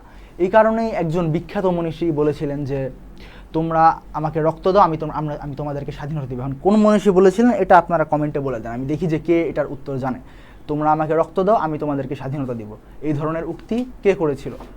এটা আপনারা কমেন্টে বলে দেন, দেখি যে কে এটা পারে। তো এই যে রক্তদানের পুণ্য, আমরা জানি যে রক্ত না দিয়ে কোনো বড় অর্জন হয় না। মানবজাতির ইতিহাসে রক্ত না দিলে, অর্থাৎ জীবন না দিলে কোনো বড় অর্জন হয়। এটা কেন হয় না? কারণ দেখা যায় কি, যে দুর্নীতি বা অন্যায় যারা করে তাদের একটা এস্টাবলিশমেন্ট থাকে, তারা একটা এই জিনিসটা একটা প্রাতিষ্ঠানিকীকরণ করে। এটা আপনারা আরও বড় হলে বুঝবেন যে তারা মানে চোরেরা সব একজোট হয়ে যায়। হ্যাঁ, তো চোরেরা যখন একজোট হয়ে যায়, তখন কেউ যখন তাদের যে সিস্টেম, প্রতিষ্ঠিত যে অন্যায় সিস্টেম, ওটার বিরুদ্ধে যখন কেউ কথা বলে, তখন তারা এটা নিতে পারে না। তখন তার চেষ্টা করে যে এ আমাদের শত্রু, এ আমাদের সমস্যা করছে, একে আমরা সরাই দিব। তো তখন কি হয়? তখন তাকে হত্যা করার চেষ্টা করা, তাকে গুম করার চেষ্টা করা হয়, তাকে গায়েব করে দেওয়ার চেষ্টা করা হয়। তো সেই জায়গা থেকে যে ব্রিটিশরা যা আমাদের উপর অত্যাচার করতো বা পাকিস্তানের অত্যাচার করতো, তো সেই জায়গা থেকে কিন্তু আমরা থেমেছিলাম না। তা আমাদের যে তরুণরা ছিল এই সময়, তারা জানতো যে এটার বিরুদ্ধে রক্ত দিতে হবে, এবং এটা কিন্তু তারা না জেনে করেনি। এমন না যে জাস্ট তারা কোনো একটা আন্দোলনে চলে গেলে এবং রক্ত দিয়ে দিল, বিনিময় স্বাধীন হয়ে গেল। না, তারা একটা আন্দোলনে গিয়ে, যারা অসংখ্য আন্দোলনে গিয়েছে, তারা জানতো যে এটার ফলাফল খুব খারাপ হতে পারে। দেখা যেতে পারে যে তারা একটা আন্দোলনে যখন একটা সময় ছিল, আন্দোলনে যখন তারা যাইতো, তখন তারা জানতো না যে তারা আদৌ বেঁচে ফিরবে কিনা, অর্থাৎ জীবিত যে ফিরবে কিনা, বা আপনার পরিবারের সবার সাথে তার দেখা হবে কিনা, এই জিনিসটা কিন্তু তারা জানতো না। কিন্তু সেই জায়গা থেকে তারা স্টিল আন্দোলনে যেত। তো আন্দোলনে যে তারা যেত, সেই যে ব্যাপারটা রক্তদানের পূর্ণ, তারা জানে যে তাদের রক্ত দিতে হতে পারে, তারা জানে যে তারা মারা যেতে হতে পারে, কিন্তু স্টিল তারা আন্দোলন করাটাকে চুজ করে। তারা চুজ করে যে হ্যাঁ, আমি আমার আইডিওলজির জন্য, আমার যে বিশ্বাস, আমার যে ধারণা, আমার যে চিন্তা, আমার যে ন্যায়বোধ, এটার জন্য আমি জীবন দিতে চাই, এটার জন্য আমি নিজেকে উৎসর্গ করতে চাই। তো সেই জায়গা থেকে রক্তদানের পুণ্য, অর্থাৎ তারা জানে যে রক্তদান একটা পুণ্য আছে। কি পুণ্য? ন্যায় প্রতিষ্ঠা করার পুণ্য। গরিব মানুষকে যে অত্যাচারের যে স্টিম রোলার সেখান থেকে মুক্ত করার পুণ্য। তো এই জিনিসটা এখানে বোঝানো হয়েছে, তাদের কাছে রক্তদানের পুণ্যটা খুব ইম্পর্টেন্ট। তো তারপরের লাইনে যদি আমরা যাই, আপনারা দেখি কেউ কমেন্ট করেছে কিনা, কেউ পেরেছে কিনা এই ব্যাপারটা, যে কে বলেছে। শাহ মোহাম্মদ ফাহাদ কমেন্ট করেছে, ভাইয়া কেমন আছেন? ভালো আছি ভাইয়া, ধন্যবাদ জিজ্ঞেস করার জন্য। মুনি আক্তার কমেন্ট করেছে, ফার্স্ট টাইম ক্লাস করতে আসলাম। ক্লাস করো, ক্লাস করতে পারলে তোমাদের বোধহয় ভালো হবে। এরপরের লাইনে চলে যাই, ইউটিউব ভিডিও দেখানো হচ্ছে পরীক্ষা পিছানোর জন্য ছাত্র আন্দোলনের সত্য। এটা আপনারা নিউজ চ্যানেল থেকে দেখে নেবেন, বা আপনাদের যদি খুব বেশি দরকার হয়, যেহেতু আমাদের রয়্যাল এডুকেশন শুধুমাত্র একটা পেজ না, এটা একটা শিক্ষা পরিবার, তো আপনি চেষ্টা করবেন যে আমাদের কোনো কিছু যদি নিউজ ছড়িয়ে যায় আপনি আমাদের পেজে নক করবেন। পেজে নক করলে আমাদের টিম থেকে আপনাদেরকে সঠিক যে তথ্যটা সেটা জানার চেষ্টা করা হবে। তো তারপরে যদি কমেন্টে যাই, কেউই এখনও সঠিক উত্তর দিতে পারেনি যে অ্যাকচুয়ালি তোমরা আমাকে রক্ত দাও, আমি তোমাদের স্বাধীনতা দেবো, এই কথাটা কে বলেছে? যদি কেউ বলতে পারে তার জন্য পুরস্কার আছে, দেখি কে বলতে পারে। কেউ আবার গুগল করবেন না, গুগল করার কোনো দরকার নাই, নিজে থেকে যদি জানেন সেক্ষেত্রে বলবেন। গুগল থেকে করা কিন্তু ডিসঅনেস্টি। যে আপনারা কম বেশি সবাই 18 বছর বয়সে, 18 বছর বয়সে থেকে কেউ যদি দুর্নীতি করেন, 18 বছর বয়সে থেকে কেউ যদি অন্যায়ের বিরুদ্ধে না দাঁড়িয়ে নিজেরাই অন্যায় করেন, সেক্ষেত্রে কিন্তু এই কবিতার মান সম্মান থাকে না। তো আশা করি এই কবিতার মান সম্মান আপনারা দিবেন। তো এরপরের লাইনে আমরা চলে যাই, বাষ্পের বেগে স্টিমারের মতো চলে। আচ্ছা, এখানে মূলত যে গতিময়তা, জীবনের যে গতিময়তা, যে 18 বছর বয়সে তারা থেমে থাকে না। দেখা গেছে একটা প্ল্যান ফেল করে, যে আমি একটা আন্দোলন করব, কিন্তু সেই প্ল্যানটা ফেল করে। দেখা গেছে মানুষ এই বয়সের যে ছাত্রছাত্রীরা আছে তারা চিন্তা করে আমি এইভাবে পরীক্ষাটা ভালো করব, কিন্তু সেই প্ল্যানটা ইভেনচুয়ালি ফেল করে। কিন্তু ফেল করার পরে কিন্তু তারা থেমে থাকে না, তারা অন্য একটা প্ল্যান নিয়ে আসে। আপনি যখন একটা পরীক্ষায় ফেল করেন, আপনি কি দমে যান? আপনি কি পড়ালেখা ছেড়ে দেন? না, আপনি চিন্তা করেন নেক্সট এক্সামে ভালো করতে হবে। তো এই জিনিসটাই যে গতিময়তা, যে হাল ছেড়ে না দিয়ে জাস্ট প্ল্যানটা সুইচ করে টিকে থাকা, যে ট্র্যাকে টিকে থাকা, সেই জিনিসটা এখানে বোঝানো হয়েছে। যে বাষ্পের বেগে স্টিমারের মতো চলে, এই জিনিসটা এরকমই, যে প্রচণ্ড গতিতে নিজের লক্ষ্যের দিকে ধেয়ে যায়। এই লাইনটা আপনারা লিখে নিতে পারেন, যে প্রচণ্ড গতিতে নিজের লক্ষ্যের দিকে ধেয়ে যায়। তো তারপরের লাইনটাতে আমরা যাবো, যে প্রাণ দেওয়া নেওয়া ঝুলিটা থাকে না শূন্য। তো ব্যাপারটা আসলে কি এখানে? প্রাণ দেওয়া নেওয়ার ঝুলিটা থাকে না শূন্য। আপনারা সবাই একটু কমেন্ট করে দেন যদি এটা কেউ নিজে থেকে বুঝতে পারেন। তানজিনা আক্তার তানও কমেন্ট করেছিল, কোন কোন অধ্যায়গুলো পড়লে কমন আসবে সিকিউ। এটা নিয়ে কালকে একটা রিল আপলোড করা হয়েছিল আমাদের পেজ থেকে, আপনি সেটা দেখে নিতে পারেন। সেখানে খুব ভালো করে বলা আছে। বেশি না, আপনাদের 8টা অধ্যায়, 8টা টপিক ছিল। বাংলা ফার্স্ট পেপারে যে গদ্য, এবং 7টা টপিক ছিল বোধহয় পদ্য, অথবা উল্টা হতে পারে। তো আপনার সেখান থেকে আমরা বেশি না, আমরা 5টা করে ইম্পর্টেন্টগুলো সাজেস্ট করে দিয়েছি। শুধুমাত্র ওই কটা পড়ে গেলে আপনাদের জন্য ধরেন এমসিকিউ এবং সিকিউ সব কিছুর জন্যই সহায়ক হবে। অর্থাৎ আপনি যদি চান যে 11টা থেকে 8টা অ্যান্সার করবেন, তাহলে ওই কটা পড়ে গেলে আপনি 8টা বা 7টা অ্যান্সার করবেন। সেক্ষেত্রে আপনি 11টা থেকে 7টা অ্যান্সার করতে চাইলে ওই কটা পড়ে গেলে আপনার জন্য হয়ে যাবে।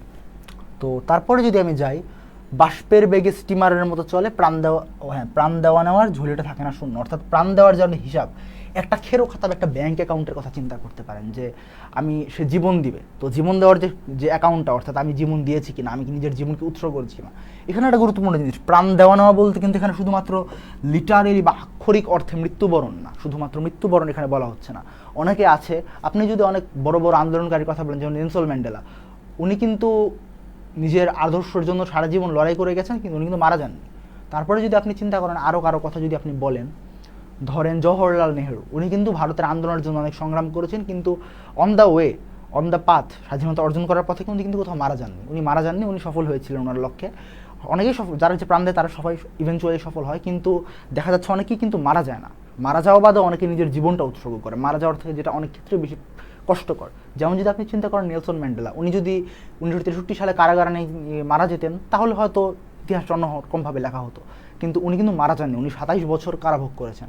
আপনি চিন্তা করেন, আপনার জন্য এখনই মৃত্যুবরণ করা সহজ, নাকি 27 বছর কারাবরণ করা বেশি কঠিন?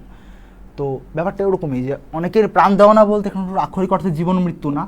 প্রাণ দেওয়া না বলতে নিজের যে জীবন, নিজের জীবনটাকে উৎসর্গ করবে। একজন আছে, অনেকে আছে বামপন্থী রাজনীতি করে, অনেকে আছে দুস্থ মানুষের পাশে দাঁড়ায়। তো সেই জায়গা থেকে অনেকে যে এই সিদ্ধান্তটা নেয় যে আমি সারাটা জীবন উৎসর্গ করব গরিব মানুষের জন্য, আমি সারাটা জীবন উৎসর্গ করব খেটে খাওয়া মানুষের জন্য, আমি সারাটা জীবন উৎসর্গ করব অমুক অঞ্চলের যারা বিপদগ্রস্ত মানুষ হয় তাদের জন্য। তো এই যে এই ডিসিশন নেওয়াটা কখন হয়? এই ডিসিশনটা সাধারণত 18 বছর বয়সী যারা আছে তারা এই ডিসিশনটা নেয়, যে আমি আমার জীবনটা অনেকের জন্য উৎসর্গ করব, যেন আমার জীবনটার একটা অর্থ হবে। কি অর্থ? সেটা হচ্ছে মানুষের পক্ষে লড়াই করার অর্থ, মানুষের পক্ষে সংগ্রাম করার অর্থ। তো এরপর লাইনে যদি আমরা যাই সপে, আচ্ছা সপে মানে কি? আমি যদি বলি সপে অর্থ কি, সপে অর্থ হচ্ছে সঁপে দেওয়া, সমর্পণ করা, সারেন্ডার করা, সাবমিট করা। তো এই যে নিজের আত্মাকে, অর্থাৎ আত্মা মানে কিন্তু জীবন, অর্থাৎ নিজের যে জীবন, নিজের যে অস্তিত্বকে শপথের কোলাহলে, আমি যে আগের লাইনটা বললাম যে শুধুমাত্র জীবন বলতে মানে প্রাণ দেওয়া নেওয়া বলতে ঝুলটা যে থাকে না শূন্য, প্রাণ দেওয়া নেওয়া বলতে কি শুধুমাত্র আক্ষরিক অর্থে মারা যাওয়া না, শুধুমাত্র মারা যাওয়া না, মারা যাওয়া ছাড়াও যে অন্য ব্যাপারটা থাকে সেটা হচ্ছে বাকি জীবন যে আমি বেঁচে থাকবো, আমি শুধুমাত্র এই যে বিশ্বাসটা, এই বিশ্বাসটা রক্ষা করব। দেখা গেছে আমি ধর্ম বিশ্বাসটা রক্ষা করব, আমি বাঙালি জাতীয়তাবাদ রক্ষা করব, আমি বা অনেকে আছে যে দেখা যায় যে আমি শ্বেতাঙ্গবাদের বিরুদ্ধে বা বর্ণবাদের বিরুদ্ধে সারা জীবন লড়াই করে যাব। এই ডিসিশনটা যে নেয়, যারা নেয় তারা এই বয়সটাতেই নেয়। তো এই যে সপে আত্মাকে শপথের কোলাহলে, এটা একটা শপথ যে আমি এই বয়সে এই ডিসিশনটা নিলাম যে আমি বাকি জীবন মানুষের জন্য এই কাজটা করব। এই শপথটা যেটা, এই শপথের যে কোলাহল, অর্থাৎ একজন তো শপথ নেয় না, অনেকেই এই শপথগুলো নেয়, আর একটা শপথ নেয় না, অনেকগুলো শপথ নেওয়া হয়। তো এতগুলো যে শপথ, এই শপথগুলোর মধ্যে হচ্ছে নিজের আত্মাকে সঁপে দেওয়া, অর্থাৎ অনেকে ইংলিশে যদি বলি সেক্ষেত্রে হায়ার যে আইডিয়াল বা হায়ার স্ট্যান্ডার্ড বা হায়ার মোরালের জন্য নিজেকে উৎসর্গ করা, নিজেকে সাবমিট করা, যে নিজের জীবনটা আমি উৎসর্গ করব একটা বড় লক্ষ্য অর্জনের জন্য। সেই লক্ষ্যটা হয়তো আমাকে উপকার করবে না, কিন্তু বৃহৎ অর্থে মানব জাতিকে উপকার করবে। এই ডিসিশনটা মানুষ কখন নেয়? 18 বছর বয়সে নেয়। তো এরপরের লাইনটাতে যদি আমরা যাই, 18 বছর বয়স ভয়ঙ্কর। আচ্ছা, কিছুক্ষণ আগেই একটা লাইন ছিল 18 বছর বয়স কি দুঃসহ, এরকমই আরেকটা লাইন 18 বছর বয়স কি ভয়ঙ্কর। এই লাইনটা ইটসেলফ বোঝা যাচ্ছে না যে ঠিক কী কারণে 18 বছর বয়স ভয়ঙ্কর। 18 বছর বয়সে কি ভূত দেখা যায়? 18 বছর বয়সে কি জিনপরি দেখা যায়? 18 বছর বয়সে কি ঝড় হয়? এটা আমরা বুঝতে পারছি না। কিন্তু এরপরের লাইন যদি আমরা দেখি, তাজা তাজা প্রাণে অসহ্য যন্ত্রণা। হ্যাঁ, তো আমি যে একটু আগে বলেছিলাম যে তাজা তাজা প্রাণ, অর্থাৎ যে কম বয়সী যারা আছে তাদের জীবনের মধ্যে খুব স্পৃহা থাকে, কর্মোদ্যম থাকে। এই যে কর্মোদ্যম, এটাই তাদের প্রাণ দেয়। তাদের মধ্যে খুব কর্মোদ্যম আছে, তাদের মধ্যে খুব বড় কিছু অর্জনের ইচ্ছা আছে। সেই অর্জনটা এই অর্থে বড় যে সেখান থেকে খুব বড় জায়গায় যাবে না, দেখা যাবে না যে সে খুব কোটিপতি হয়ে গেছে, দেখা যাবে না শেষ বয়সে সে বিল গেটস হয়ে গেছে, কিন্তু এটা মানব জাতিকে অনেক বড় একটা অর্জন কিছু এনে দিবে। দেখা যাবে বঙ্গবন্ধুর কথা যদি বলি, আমাদের জাতির পিতা, উনি কিন্তু খুব বেশি ধনী ছিলেন না, কিন্তু উনার যে চিন্তাধারা সেটাই জাতিকে স্বাধীনতা এনে দিয়েছে। হয়তো উনি বিল গেটস হতে পারেননি, হয়তো উনি পারেননি কোটিপতি হতে বা সেই অর্থে ভোগ করে যেতে, কিন্তু উনার যে চিন্তাটা ছিল, এই চিন্তাটা প্রমাণ করে যে সব সময় যে বড় লক্ষ্য সবসময় নিজেকেই বেনিফিট করে না, অনেককেই বেনিফিট করতে পারে।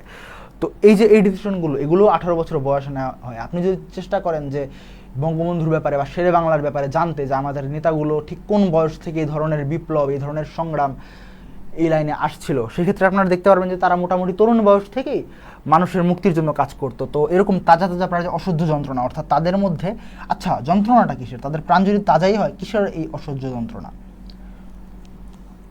তো তাদের যে যন্ত্রণা, এই যন্ত্রণাটা হচ্ছে সমাজের মধ্যে যে বলেছিলাম কিছুক্ষণ আগে, যে প্রাতিষ্ঠানিকীকরণ হয়ে যাওয়া, ইনস্টিটিউশনালাইজড হয়ে যাওয়া, যে অন্যায়, যে শোষণ, যে অত্যাচার, এই অত্যাচারের যে দেখে তারা যখন, এই তো তারুণ্য যখন অত্যাচার দেখে, সে কিন্তু এর ভিতরে থাকে যে লক্ষ্য, যে একে শুষে খাওয়া, একে চুষে খাওয়া, এগুলো তারা দেখতে পায় না। তারা দেখতে পায় যে যারা দরিদ্র মানুষ আছে, যারা হতভাগ্য মানুষ আছে, তারা সবাই এখানে বঞ্চিত হচ্ছে, তারা সবাই অত্যাচারিত হচ্ছে। তো সেখান থেকে তাদের মধ্যে চিন্তাটা আসে যে তারা অসহ্য যে যন্ত্রণা সেটা অনুভব করে, যে দরিদ্রের যে কষ্ট না, ওটা দরিদ্রের কষ্ট না, ওটা আমার কষ্ট। দেখা গেছে কোনো একজন ভূমিদস্যু, সে একজন দরিদ্র মানুষের বা দরিদ্র নারীর সম্পদ কেড়ে নিচ্ছে বা সম্পদ আত্মসাৎ করেছে। তো তরুণরা করে কি, তরুণরা এভাবে চিন্তা করে না যে ওর জমি গেল, না, তারা চিন্তা করে আমার জমি গেল, আমাদের সমাজ বঞ্চিত হলো। তারা যখন তারা এইভাবে চিন্তা করে না যে অমুক নারীটা বঞ্চিত হলো, তারা চিন্তা করে যে আমাদের যে সমাজ, এই সমাজটাই ক্ষতিগ্রস্ত হলো, তারা এইভাবে চিন্তা করে। তো সমাজের যে বিদ্যমান কলহবি, সমাজের যে বিদ্যমান শোষণ, এটা দেখে তাদের মধ্যে অসহ্য এক যন্ত্রণা এবং অসহ্য অনুভূতির উদ্রেক হয়। তো এই জিনিসটা এখানে বোঝানো হয়েছে। তারপরের লাইনে যদি আমি যাই, এই বয়সে প্রাণ তীব্র আর প্রখর, সেটা একটু আগে বলেছি যে এই বয়সে প্রাণ খুব সংবেদনশীল থাকে, তারা এই বয়সে বেশ সংবেদনশীল থাকে যে সমাজে কোনো অন্যায় হবে না, তারা একটা ইউটোপিয়ার দিকে যেতে চায়। ইউটোপিয়া অর্থ কি? ইউটোপিয়া অর্থ হচ্ছে কাইন্ড অফ, ছোটোকালে আপনারা শুনতেন যে আমাদের দেশটা স্বপ্নপুরী, এরকম একটা লাইন ছিল। তো আমরা যেরকম দেশের স্বপ্ন দেখি যে এই দেশে কোনো অন্যায় থাকবে না, কোনো অবিচার থাকবে না, কোনো শোষণ থাকবে না, কোনো অত্যাচার বা শোষণ, বা কেউ কাউকে হক মেরে খাবে না, কেউ কাউকে মিথ্যা বলবে না, কেউ কাউকে কষ্ট দিবে না, আপনারা যে এরকম স্বপ্নপুরীর চিন্তা করতেন, তো সেটাকে ইংরেজিতে বলে ইউটোপিয়া। অর্থাৎ এমন কোনো দেশ বা এমন কোনো জায়গা যেখানে কেউ কারোর উপর অত্যাচার করে না, কেউ কারোর উপর জুলুম করে না, কেউ কাউকে শোষণ করার বা মিথ্যা বলার, মিথ্যা বলে কারো থেকে হক মেরে খাওয়ার বা একটু বেশি নেওয়ার চেষ্টা করে না। সেটাই হচ্ছে গিয়ে স্বপ্নপুরী, বা ইংলিশে বলতে পারেন ইউটোপিয়া, বা আরবিতে বলতে পারেন জান্নাত। তো সেই যে জিনিসটা, সেই জিনিসটার জন্য তারা অ্যাকচুয়ালি যারা তরুণ, তারা এই পৃথিবীর যে এস্টাবলিশমেন্ট, এটা তারা বুঝে উঠতে পারে না। তো তারা কী করে, তারা যে তাদের যে সমাজে যে প্রতিষ্ঠিত সমস্যাগুলো আছে, এগুলোকে তারা বিশাল বড় সমস্যা হিসেবে ট্রিট করে। তো সেখান থেকে ট্রিট করে তাদের যে প্রাণশক্তি আছে, তারা খুব সংবেদনশীল হয়, তীব্র এবং প্রখর।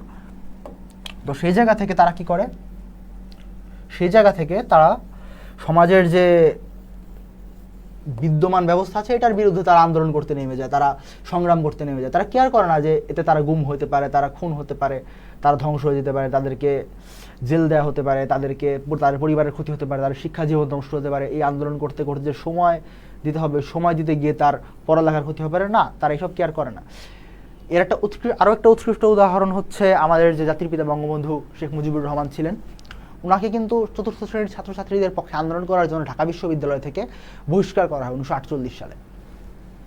বা ধরেন, আপনি যদি ধরেন আরও উদাহরণ ধরেন, সেক্ষেত্রে 71-এ অনেক বুদ্ধিজীবীকে হত্যা করা হয়।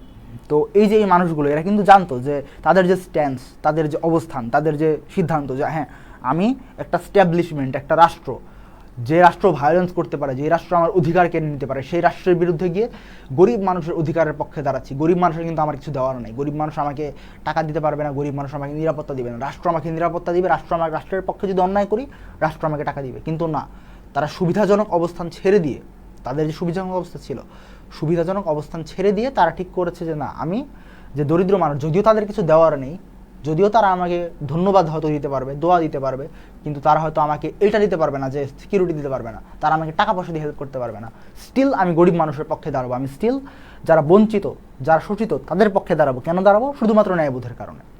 তো এই যে এই ব্যাপারটা অনুভব করার জন্য, এই ব্যাপারটা উপলব্ধি করার জন্য অনেক সংবেদনশীল হতে হয়। তো আমাদের কবি কি বলছেন? আমাদের কবি বলছেন যে তাজা তাজা প্রাণ থাকে, তাদের প্রাণে অটুট যন্ত্রণা হয়। কেন হয়? কারণ এই বয়সে প্রাণ তীব্র এবং প্রখর। অর্থাৎ সোজা বাংলা এই লাইনের মিনিং যদি কেউ জিজ্ঞেস করে, এক শব্দে যদি আপনি বলতে চান, এই বয়সে তাদের প্রাণটা সংবেদনশীল। কীরকম সংবেদনশীল? তারা এই সময় সব কিছু অনুভব করে, তার কষ্টগুলো অনুভব করে। তো এরপর লাইনে যদি আমরা যাই, এ বয়সে কানে আসে কত মন্ত্রণা। অর্থাৎ মন্ত্রণা মানে কি? কেউ যদি জানেন সেক্ষেত্রে বলে দেন, আমি দেখি একটু মন্ত্রণা মানে কি।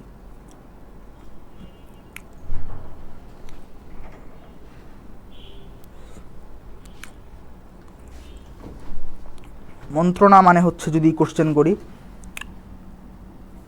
মন্ত্রণা মানে হচ্ছে ভাইয়া, মন্ত্রণা মানে হচ্ছে গিয়ে সাজেশন, বা অনেকে বলে মন্ত্রণা বলে, যদি আপনি না বুঝেন সেক্ষেত্রে আপনি আরেকটা ওয়ার্ড মনে রাখতে পারেন, আমাদের সমাজে অনেক প্রচলিত, ওসওয়াসা বা কান পড়া। অনেকে বলে যে আমি আমার কানে একটা কথা বলে দিলাম যে আপনি এই কাজটা করতে পারেন, অর্থাৎ অনেক মন্ত্রণা। তো এই বয়সে যারা আছে, দেখা যায় যারা অত্যাচারী, সমাজে যারা অত্যাচারী, যারা শোষক, তারা কিন্তু জানে যে এই বয়সের যারা আছে, অর্থাৎ 18 বছর বয়সে যারা আছে, তাদেরকে যদি তারা অনেক সংবেদনশীল, তারা অন্যায়ের বিরুদ্ধে কাজ করে।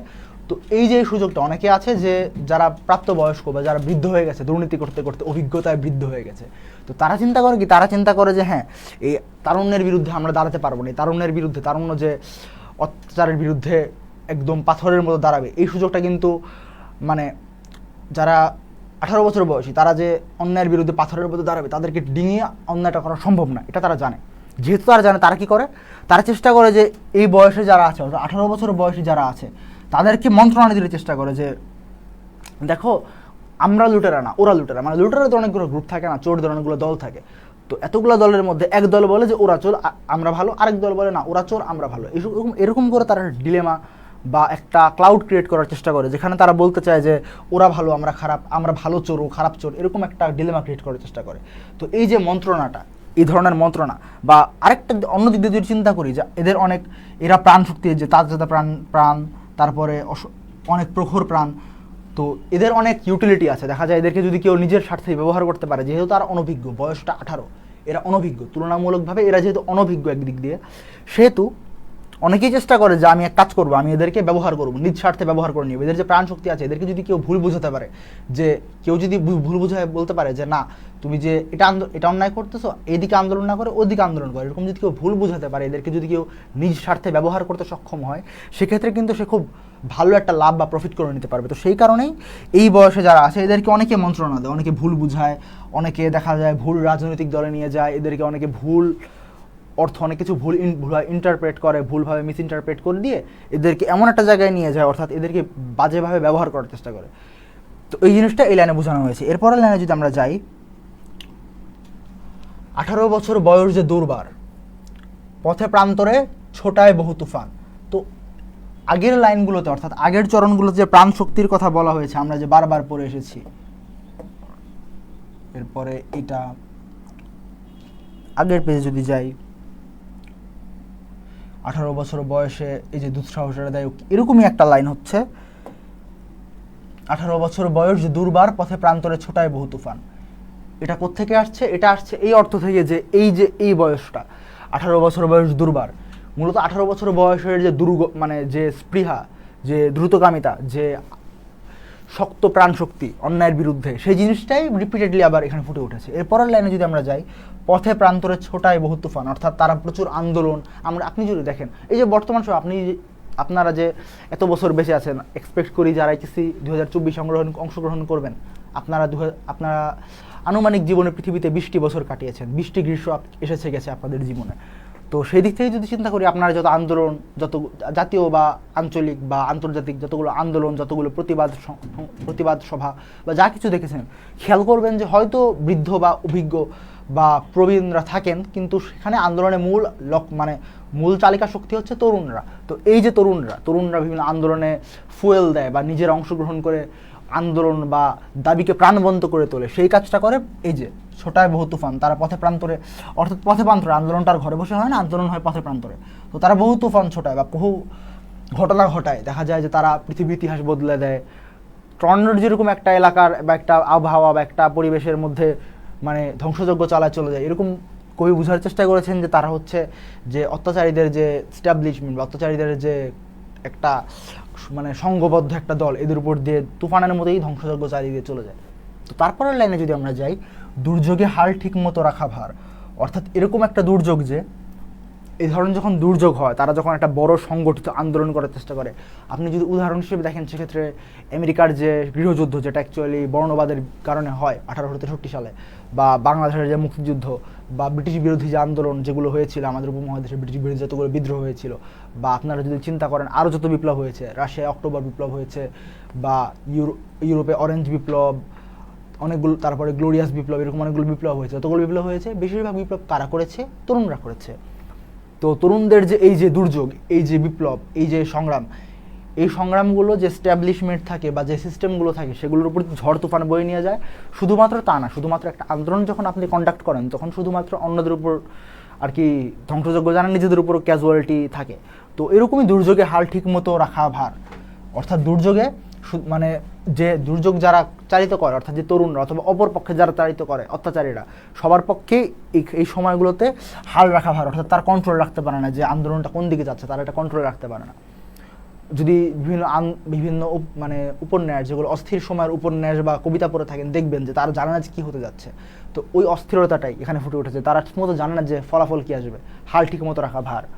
তো তারপরের লাইনে যদি আমরা যাই, ক্ষত বিক্ষত হয় সশস্ত্র প্রাণ, এটাই বললাম যে যখন একটা আন্দোলন হয়, যখন একটা বিপ্লব হয়, যখন একটা উদ্দেশ্যে মানুষ চেষ্টা করে যে না আমি ঘটনাটা ঘটাবো, তখন কি হয়? তখন হচ্ছে অনেকগুলো প্রাণ ঝরে যায়। দেখা যায় আমাদের ভাষা আন্দোলনে অনেকে প্রাণ দিয়েছে, তারপরে আমাদের যে মুক্তিযুদ্ধ হয় সেখানে প্রায় 30 লক্ষ মানুষ জীবন দিয়েছে। তো আবার যদি চিন্তা করি হচ্ছে ব্রিটিশ বিরোধী আন্দোলনে, বিভিন্ন দুর্ভিক্ষ ছাড়াও বিভিন্ন ব্রিটিশ বিরোধী আন্দোলনে লক্ষ লক্ষ মানুষ মারা গিয়েছে। তো এটাই ক্ষতবিক্ষত হয় সশস্ত্র প্রাণ। এখানে ক্ষতবিক্ষত বলতে কিন্তু শুধুমাত্র মারা যাওয়া না, অনেকে ইনজিউর্ড হয়, অনেকে হচ্ছে আজীবনের জন্য পঙ্গু হয়ে যায়। আপনারা যদি আপনাদের এলাকায় খোঁজ করেন, তাহলে হয়তো এখনও অনেক যে যুদ্ধাহত মুক্তিযোদ্ধা বা পঙ্গু বা অসহায় মুক্তিযোদ্ধার তাদের খোঁজ পাবেন, যে তাদের প্রাণ শুধুমাত্র শেষ হয়ে যায়নি, তারা ক্ষতবিক্ষত হয়ে গেছে। তারা আর জীবনে কখনো এই মানুষটা হাঁটতে পারবে না, এই মানুষটা জীবনে কখনো দৌড়াতে পারবে না, এই মানুষটা নিজের সন্তানকে পায়ে হাঁটা নিজে শেখাতে পারবে না, কারণ সে নিজেই হাঁটতে পারে না।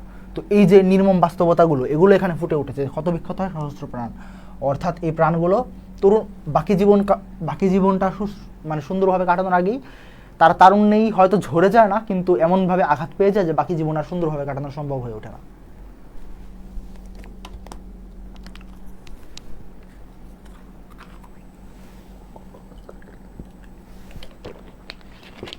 তো আপনারা কমেন্ট করে শেয়ার করে দেন, কারণ আপনাদের জন্য এত কষ্ট করে ক্লাস নিচ্ছি, যদি শেয়ার না করেন সেক্ষেত্রে বহুত কষ্ট পাবো। আপনারা চাইলে পড়ালেখার বাইরেও অনেক কোশ্চেন করতে পারেন কমেন্ট সেকশনে, অবশ্যই আমি উত্তর দেওয়ার চেষ্টা করব।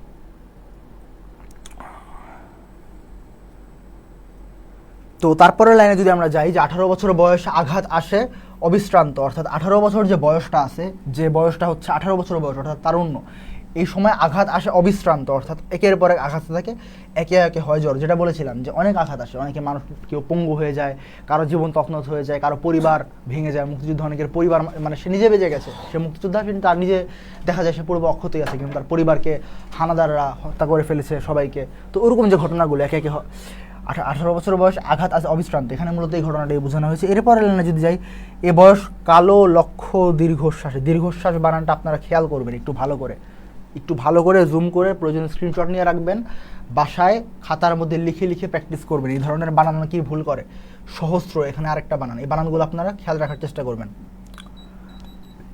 তো 18 বছর বয়সে আঘাত আসে অবিশ্রান্ত, একে একে হয় জ্বর, অর্থাৎ একের পর এক আঘাত, এগুলো তাদের স্কারগুলো তাদের বডিতে বা তাদের যে জীবনে এগুলো গভীর ক্ষত রেখে চলে যায়। এরপরের লাইনে যদি এ বয়স কালো লক্ষ্য দীর্ঘশ্বাসে, অর্থাৎ এখানে যে লক্ষ লক্ষ তরুণ যারা হচ্ছে আন্দোলন বা সংগ্রামে অংশগ্রহণ করে, তাদের কি দেখা যায় তাদের লাইফের মধ্যে অনেক বড় বড় স্কার থেকে যায়। তো তারা জীবনের একটা পর্যায়ে গিয়ে তারা চিন্তা করতে থাকে যে আমি যে সারা জীবন এই আইডিওলজির জন্য দিলাম, আমি যে সারা জীবন এই অর্থে সংগ্রাম করলাম, এই অর্থকে আমি অর্জন করতে পেরেছি, এই জিনিসটাকে আমি পেয়েছি। তো ওই চিন্তা থেকে, বা অনেকে দেখা যায় পরিবার হারানোর যে বেদনা, বা সেই মানুষের জন্য না করে যদি নিজের স্বার্থে মানে জীবনটা উৎসর্গ করতো, তাহলে সেটি কোন জায়গায় যেতে পারতো নিজের জীবনে, ওই চিন্তা থেকেই তাদের মধ্যে একটা দীর্ঘশ্বাস বা হতাশা কাজ করে, যে জীবনে কি ভুল করে ফেললাম, বা জীবনটা কি ভুল অর্থে নিবেদন করলাম, এরকম একটা দীর্ঘশ্বাস তাদের জীবনে থেকে যায়। তো সেই জায়গা থেকে এই লাইনটা বলা হয়েছে যে এ বয়স কালো লক্ষ্য দীর্ঘশ্বাস, অর্থাৎ তাদের যে হতাশা, তাদের যে অনিশ্চয়তা বা অনিশ্চিত জীবন, ওই জিনিসটা এখানে ফুটে তোলার চেষ্টা করা হয়েছে। তো তারপরের লাইনে এ বয়স কাঁপে বেদনায় থর থর, অর্থাৎ এই যে বেদনাটা, এই যে হতাশাটা, এটা শুধুমাত্র মানসিক বা অন্তরের ভিতরে যে প্রকাশ, ওই প্রকাশটা শুধুমাত্র এখানে থাকে না, অর্থাৎ তাদের যে দুঃখবোধ, প্রবল গভীর দুঃখবোধ, ওই দুঃখবোধটা তাদের হৃদয়ের মধ্যে সীমাবদ্ধ থাকে না। তাদের অনেকেই বেদনায় কাঁপে যে জীবনটা, মানে শেষ বয়সে গিয়ে এটা অ্যাকচুয়ালি, বা অনেকে তরুণ বয়সে কারোর যদি ট্রমা বা কষ্ট এত বড় হয়, সেক্ষেত্রে তারা এই বয়সেই হতাশ হয়ে যায় বা হাল ছেড়ে ফেলে, যে আসলে এত আন্দোলন করবো বা এত আন্দোলন করলাম, এত সংগ্রাম করলাম, এই জন্য নিজের জীবনটাকে উৎসর্গ করলাম, এটা কি লাভজনক হলো কিনা, ইজ ইট ওয়ার্থ ইট, এরকম একটা জিনিস তারা চিন্তা করে। তো সেখান থেকে এ বয়স কাবে বেদনায় থরথর, এই লাইনটা বলা হয়েছে যে তারা যদি সফল হতে না পারে, যদি তারা ভুল করে, বা যদি তারা সফল হয়ও, তারা সেটা যদি নিজের জন্য ব্যয় করতো জীবনটা, সেক্ষেত্রে জীবনটা কেমন হতে পারতো, ওই হতাশা থেকে তারা অ্যাকচুয়ালি বেদনা বিধুর একটা অধ্যায়ের দিকে চলে যায়। ওই জিনিসটা এখানে বোঝানো হয়েছে। তো তারপরের লাইনে যদি যাই, ও আচ্ছা কবিতার শেষ, তাহলে তো ভালোই, কবিতা বেশ ছোটই। আপনারা যদি চান, অনেকে আছে আবার অ্যাডমিশনের জন্য কবিতা মুখস্থ করা, আপনাদের কবিতা মুখস্থ করার কোনো প্রয়োজন নাই, আপনাদেরকে যে বুঝাই দিলাম এটা আপনারা বুঝে নিলেন। প্রয়োজনে আপনারা যদি এতে বুঝতে অসুবিধা হয়, সেক্ষেত্রে আপনারা পেজে নক করবেন, সেক্ষেত্রে আরও ক্লাস দেওয়া হবে। প্রয়োজনে আপনারা চেষ্টা করবেন এই জিনিসগুলো লাইন বাই লাইন ধরে ধরে পড়তে। ধরেন একটা কবিতা যখন আপনাদেরকে দেওয়া হয়, অনেকে আছে কবিতা মুখস্থ করে, কবিতা মুখস্থ করে কোনো লাভ নেই। আবার অনেকে আছে যে কবিতা মুখস্থ করে না, কিন্তু কি করে, কি কবিতাটাগুলো হচ্ছে শব্দার্থ পড়ে যায়, পাঠ পরিচিতি পড়ে যায়। পাঠ পরিচিতি পড়লে আপনি বুঝতে পারবেন, পাঠ পরিচিতি যে পড়ে সে অবশ্যই বুঝে, না বুঝে সে কি তার পড়ে না। কিন্তু ধরেন আপনি যদি কবিতাটা লাইন বাই লাইন পড়েন, লাইন বাই লাইন অনুভব করেন, একটা জিনিস বুঝবেন, বুঝা আর অনুভব করা দুটা কিন্তু দুই জিনিস বললে বোধ হয় ভুল হয়। দুইটা একটা আরেকটার চেয়ে উত্তম বা গভীর জিনিস। আপনি হয়তো মূল ভাব পরে বুঝে নিতে পারবেন যে মূল বিষয়টা কী বলার চেষ্টা করা হয়েছে, কিন্তু যদি আপনি একেবারে খুব ভালোভাবে ধরতে পারেন যে এখানে অ্যাকচুয়ালি কী বলতে চাওয়া হচ্ছে প্রতিটা লাইনে, যে অ্যাকচুয়ালি কবিতাটা অনুভব করবে সে কিন্তু খুব ভালোভাবে, এই যে অবিশ্রান্ত, এটার অর্থটা কি, প্রতিটা লাইন বাই লাইন যে ধরো এই গবেষণা করবে, নিজেকে সময় দিবে, সে কিন্তু খুব ভালো করবে। আর এদিকে কিন্তু কবিতাটা খুব ছোট, কেউ যদি আধা ঘন্টা ধরে নিজে অ্যানালাইসিস করে বা একটা ভালো ক্লাস দেখে নেয় সেক্ষেত্রে কিন্তু তার আর কোনো সমস্যা হবে না, তার জন্য এটা খুবই সহজ হয়ে যাবে। তো এরপরে যাই, হ্যাঁ তো হ্যাঁ কবিতার মূলভাবে আমরা যাই। অনেকে আছে যে এটাই বলতেছিলাম যে অনেকে ডিরেক্ট মূলভাবে চলে যায়, আপনাদের ডিরেক্ট মূলভাবে যাওয়ার কোনো দরকার নেই। মূলভাবটা পড়বেন, কখন পড়বেন, আগে কবিতাটা পড়বেন, কবিতাটা বুঝে তারপরে আসবেন। যদি কবিতাটা বুঝতে অসুবিধা হয় সেক্ষেত্রে মূলভাব পড়তে পারেন, কিন্তু আত্মস্থ করবেন, মুখস্থ করবেন না, আত্মস্থ করার চেষ্টা করবেন, নিজের ভিতরে নেওয়ার চেষ্টা করবেন, উপলব্ধি করতে চেষ্টা করবেন। সেক্ষেত্রে আপনার জন্য সৃজনশীল লিখে আসাটা সহজ হবে। বা অন্যকে বুঝে, একটা সময় যদি টিচার হন, এই জায়গায় যদি এক সময় এসে দাঁড়াইতে হয় সেক্ষেত্রে আপনার জন্য এটা বুঝে, আপনি যদি বুঝে পড়ে থাকেন এক সময় সেক্ষেত্রে আপনার জন্য এটা সহজ হবে। তো তারপরে যাই আমাদের মূলভাবের মধ্যে, এই মূলভাবটা আমরা কেন পড়বো? অনেকে এটাও বলে যে ভাই মূলভাব কেন পড়বো, মূলভাব পড়ে আমার কী লাভ? মূলভাব পড়ে লাভ হচ্ছে এরকম কিছু এমসিকিউ আর মূলভাব থেকে একটা দুটো এমসিকিউ ইম্পর্টেন্ট থাকে। কোন দুটো এগুলো আমি আপনাকে এখানে বলে দিব। এছাড়াও মূলভাবটা হচ্ছে বুঝতে আপনার জন্য খুব সুবিধা হবে, এটা আপনার জন্য বোঝাটা খুব সহজ করে দিবে। যে একটা রাফ ব্যাপার, যে বোঝাটা একটা রাফ একটা প্রসেস, তো রাফ প্রসেস থাকবে না জিনিসটা, এটা খুব সহজ হয়ে যাবে, একদম পানির মতো বুঝে যাবে। তো কবিতাটি 1948 খ্রিস্টাব্দে প্রকাশিত। তার ভালো কথা, এই যে তার, এই জিনিসটা আপনাদের অনেকেই জানেন, এটা আপনারা জেনে নেওয়ার চেষ্টা করবেন। একটা হচ্ছে তার, শুধু তার, আর একটা তারে চন্দ্রবিন্দু আছে। এই তার আর এই তারের মধ্যে ডিফারেন্স কি? এই তার আর এই তারের মধ্যে একটা স্লাইড ডিফারেন্স আছে, সেটা হচ্ছে এটার মধ্যে চন্দ্রবিন্দু, চন্দ্রবিন্দুটা সম্মান দেওয়ার অর্থে ব্যবহৃত হয়, অর্থাৎ ইনি যে একজন কবি, নিজে আমাদের সাহিত্য গগনের একজন নক্ষত্র, এই জিনিসটা আমরা বুঝি হচ্ছে এই চন্দ্রবিন্দু দেওয়ার মাধ্যমে। এখানে একটা সম্মান দেওয়া হয়েছে, যেটা দিতে পারলে আমাদের অ্যাকচুয়ালি ভদ্রতাই প্রকাশ পায়। তো তার ছাড়পত্র কাব্যগ্রন্থ থেকে সংকলিত। তো বলেছিলাম যে একটা কাব্যগ্রন্থ যখন বের হয় তখন একটা কাব্যগ্রন্থের অনেকগুলো পার্ট থাকে। দেখা যায় একটা কাব্যগ্রন্থে অনেকগুলো কবিতা থাকে, 20টা 30টা 40টা 50টা 60টা। তো এতগুলো কবিতার মধ্যে যে কোনো একটা বা দুটা কবিতা আমাদের টেক্সট বইয়ে দেওয়া হয়। তো এরকমই যে আমাদের যে 18 বছর বয়স কবিতাটা, এটা হচ্ছে ছাড়পত্র যে কাব্যগ্রন্থ আছে সুকান্ত ভট্টাচার্য কবির, তো সেখান থেকে সংকলিত, অর্থাৎ সেখান থেকে তুলে আপনাদের টেক্সট বইয়ে ছাপায় দেওয়া হয়েছে। তো এই কবিতায় আমরা দেখি যে কি বলা হচ্ছে, এই কবিতায় কবি নিজের অভিজ্ঞতার আলোকে বয়সন্ধিকালের বৈশিষ্ট্যকে তুলে ধরেছেন। হ্যাঁ, বয়সন্ধিকাল বলতে অ্যাকচুয়ালি 18 বছর বয়স কি, ওটা তো মূলত বয়সন্ধিকালই, যেখানে মানুষ একটা জার্নির ভিতর থাকে, যে অর্থাৎ কৈশোর থেকে, মানে যে এক সময় শিশু ছিল, শিশু থেকে একটা পরিপূর্ণ মানুষ হওয়ার মাঝের যে সময়টা, যে ব্রিজটা, যে কি বলবো প্রক্রিয়াটা, যে এক্সপিরিয়েন্সটা, ওটাকেই বোঝায় বয়সন্ধিকাল বলে। তো কবি নিজের অভিজ্ঞতার আলোকে বয়সন্ধিকালের বৈশিষ্ট্যকে তুলে ধরেছেন। এখানে কিন্তু একটা গুরুত্বপূর্ণ লাইন আছে, সেটা হচ্ছে নিজের অভিজ্ঞতার আলোকে। অর্থাৎ কবি কিন্তু এমন না যে উনি কখনো এটা নিজে এক্সপিরিয়েন্স করেননি, উনি রাশিয়ার আন্দোলন দেখেছেন, উনি ব্রিটিশ বিরোধী আন্দোলন দেখেছেন, উনি এরপরে বেশ কয়েকটা আন্দোলন দেখে নিজেই দিয়ে দিয়েছেন যে হ্যাঁ একটা কবিতা লিখে ফেলেছেন। না, নিজের অভিজ্ঞতার আলোকে, এই তিনটা ওয়ার্ড দিয়ে একটা জিনিস বোঝাচ্ছে, সেটা হচ্ছে উনি নিজের যে অভিজ্ঞতা, অর্থাৎ উনি কিন্তু আমাদের যে 18 বছর বয়স কবিতা যাদেরকে লেখা হয়েছে, উনি কিন্তু তার বাইরের কেউ নন, উনি নিজেও এদের একজন। যে উনি 18 বছর বয়স, অর্থাৎ তাদেরকে নিয়ে যে আন্দোলনের কথা বলা হয়েছে, আর তোর তারুণ্যের কথা বলা হয়েছে, উনি নিজেও এই 18 বছর বয়সে যে বয়সী যে লোকগুলো আছে এদের উনি একজন প্রতিনিধি।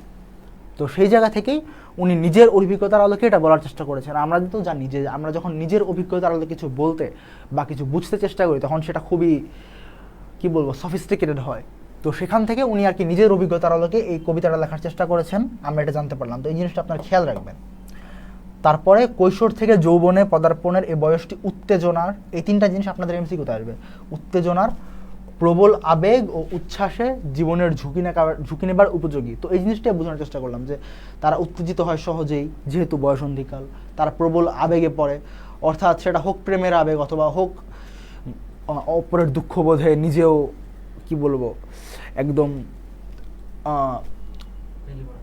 হ্যাঁ ভেঙে পড়ে, তারপরে সেখান থেকে মানে সেখান থেকে প্রতিবাদ করার আবেগ, সে যেই আবেগই হোক, সেই আবেগে তারা নিজেদেরকে মানে অনুভব করে, সে আবেগের ভিতরে তারা নিজেদেরকে খুঁজে পায়।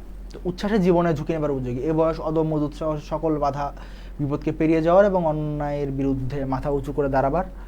তো এখানে অ্যাকচুয়ালি হ্যাঁ এদের ধর্মই, এই লাইনটা ইম্পর্টেন্ট, যে এদের ধর্মই হলো আত্মত্যাগের মহান মন্ত্রে উজ্জীবিত হওয়া, এই জিনিসটি থাকবে।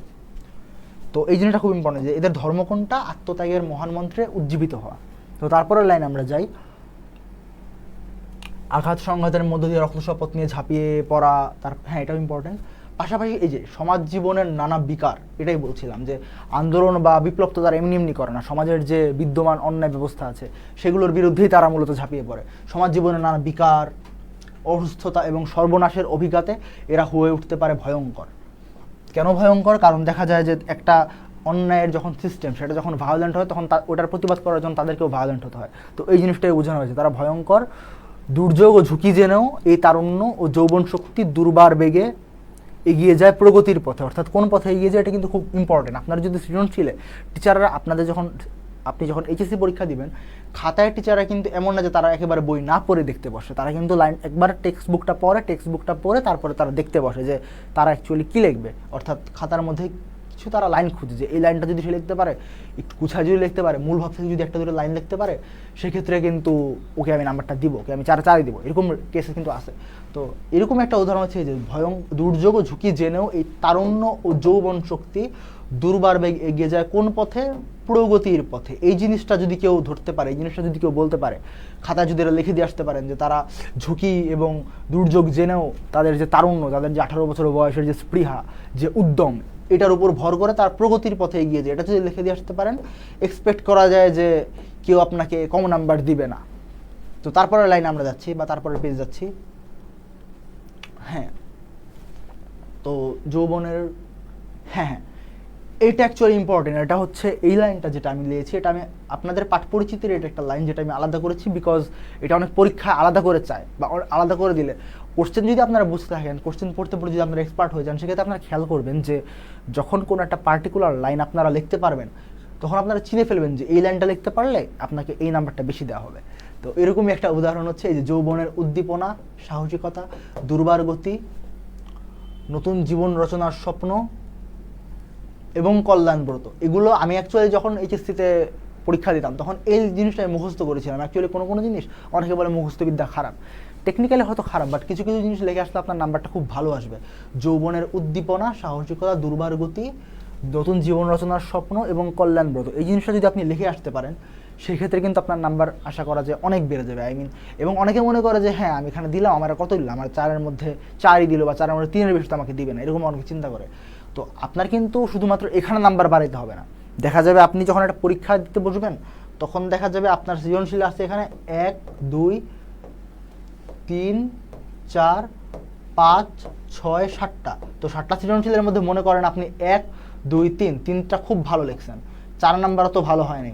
টিচার যদি 1, 2, 3-এর মধ্যে ধরেন আপনি 18 বছর বয়সে এরকম রিটোরিক পড়ে গেছেন, বা ধরেন আপনি এরপরের আগে পরে যেগুলো আছে, যেগুলো আমরা ক্লাস নিয়েছি, এরকম ধরেন 52 দিনগুলো ক্লাস আপনাদের নেওয়া হয়েছে, বা আপনাদের সোনার তৈরির ক্লাস নেওয়া হয়েছে, এইসব থেকে যদি আপনি খুব ভালোভাবে শিখে যান, খুব ভালোভাবে শিখে গিয়ে যদি আপনি চেষ্টা করেন যে না আমি হচ্ছে 1, 2, 3 এভাবে দিলাম, তো 1, 2, 3 যখন আপনি 3টা এভাবে খুব ভালোভাবে দিবেন, 4 নাম্বার হয়তো আপনি এগুলো লিখতে পারেন নাই, 4 নাম্বার হয়তো আপনি অত ভালো দিতে পারেন নাই সময়ের কারণে, স্টিল 4 নাম্বার টিচার আপনাকে ভালো নাম্বার দিবে।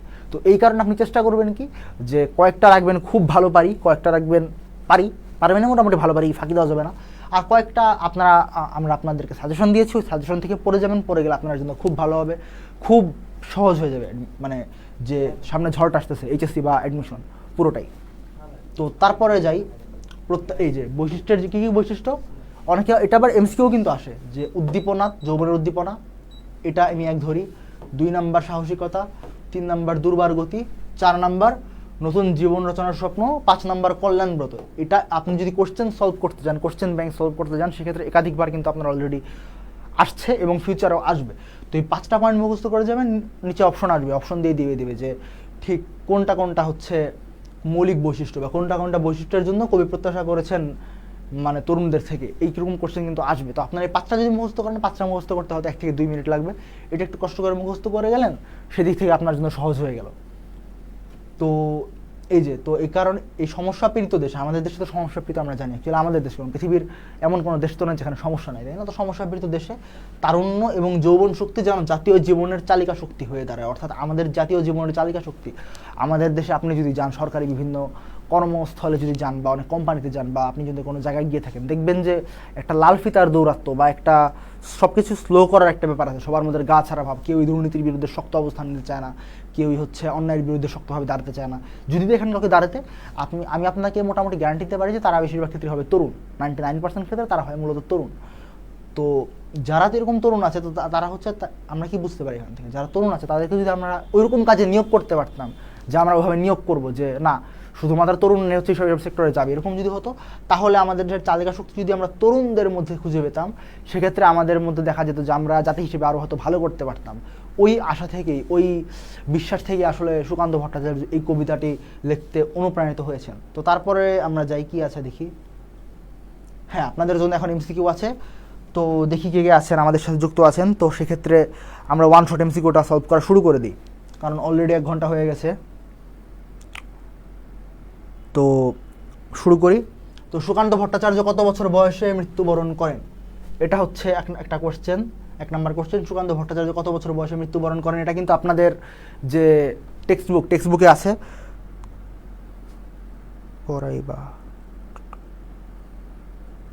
তো এটা আপনারা দ্রুত একটু এসে পড়েন, এসে পড়ে দেখেন যে এই কোশ্চেনটার অ্যান্সার কী হবে। সুকান্ত ভট্টাচার্য কত বছর বয়সে মৃত্যুবরণ করেন? এখানে মৃত্যুবরণ বানানটা একটু এরকম হয়ে গেছে, এটা মেবি টাইপিংয়ের প্রবলেমে আবারও বানানটা লিখে দিই, কারণ এটা আবার ভুল হতে পারে। কেউ বানান ভুল করবেন না, কারণ বানান ভুলে আপনাদের অনেক মার্কস কাটা যায়। দেখা যায় যার পাওয়ার কথা 44 সে পেয়ে বসে থাকে হচ্ছে, মানে অ্যাডমিশনের কথা বলতেছি, যে একটা রিটার্নের মধ্যে 20-এর মধ্যে কেউ যদি 40-এর মধ্যে কেউ, মানে বাংলায় 20, আপনাদের ঢাকা বিশ্ববিদ্যালয়ের অ্যাডমিশনে রিটার্নের মধ্যে বাংলায় থাকে 20, ইংরেজিতে থাকে 20। তো 20-এর মধ্যে দেখা যায় কি, 20-এর মধ্যে দেখা যায় অনেকে যদি বানান কারোর ভুল না হয়, যেমন আমার কখনো বানান ভুল হতো না, তো আমি কত পেয়েছিলাম, দেখা যায় যাদের বানান ভুল হয় না তারা অনেক ভালো মার্কস পায়। কারণ আপনি যদি সবগুলো বানান ভালো পারেন তাহলে আর আপনার কাটতে পারবে না, নইলে কিন্তু তারা খুব স্ট্রিক্ট একটা, মানে অ্যাডমিশনে যারা রিটেন না, অথবা আপনার তো সামনে একটা ভার্সিটি অ্যাডমিশনে ভর্তি হবেন, তারপর আপনারা চাকরির পরীক্ষার দিকে যাবেন। তো যখন এই প্রক্রিয়ার ভিতরে আপনি যাবেন, তখন আপনি আবিষ্কার করবেন যে বানান ভুল যাদের হয় না, যারা অ্যাকচুয়ালি সিলি মিস্টেক করে না। সিলি মিস্টেক কোনগুলোকে আমি বলছি?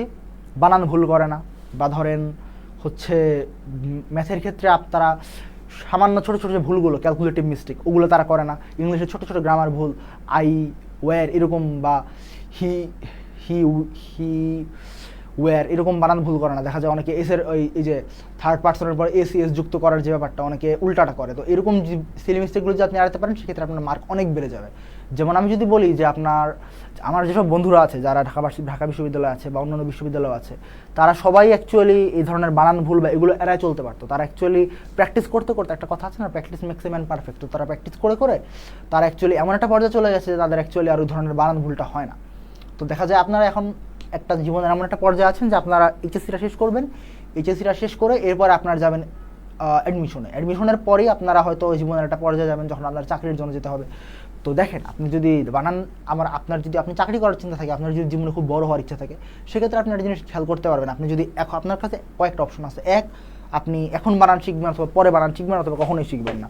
যদি আপনি কখনোই না শিখেন তাহলে তো পড়ালেখা করে কোনো লাভ নাই। আমি বলতে যদি আপনার শিখতেই হয়, তাহলে আপনি যদি আজকে না শিখেন, তাহলে হয়তো আপনার দেখা গেল আপনি বানান ভুল করলেন। বানান ভুল করলে আপনার কী হলো? আপনি ঢাকা বিশ্ববিদ্যালয়ে বানান ভুল করলেন, আপনি রাজশাহীতে বানান ভুল করলেন, আপনি চবিতে বানান ভুল করলেন, বিওপিতে হয়তো আপনার হলো না বানান ভুলের কারণে, স্লাইট মিস্টেক, সিলি মিস্টেক।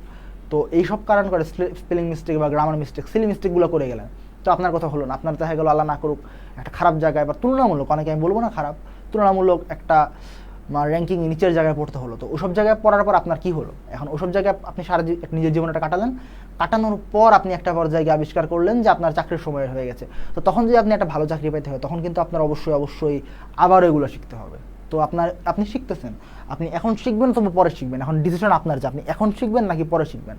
তো আপনি যদি এখন শিখতে পারেন, আপনি যদি ওই এক জিনিস 4 বছর পর শিখতে হবে, আপনি যদি জিনিসটা এখন শিখে ফেলতে পারেন, সেক্ষেত্রে হয়তো আপনার জন্য অ্যাকচুয়ালি ভালো হবে। দেখা যাবে আপনি হয়তো জীবনের একটা পর্যায়ে উপলব্ধি করবেন যে আমি যদি এই বানানটা আরও 4 বছর আগে পারতাম, তাহলে আমি আজকে ঢাকা বিশ্ববিদ্যালয়ে থাকতাম। তো এরকম একটা চিন্তা আসতে পারে। তো এই ধরনের রিগ্রেট বা আক্ষেপ যেন আপনার জীবনে না থাকে। তো সেই জায়গা থেকে আমি একটা সাজেশন দেওয়ার চেষ্টা করলাম।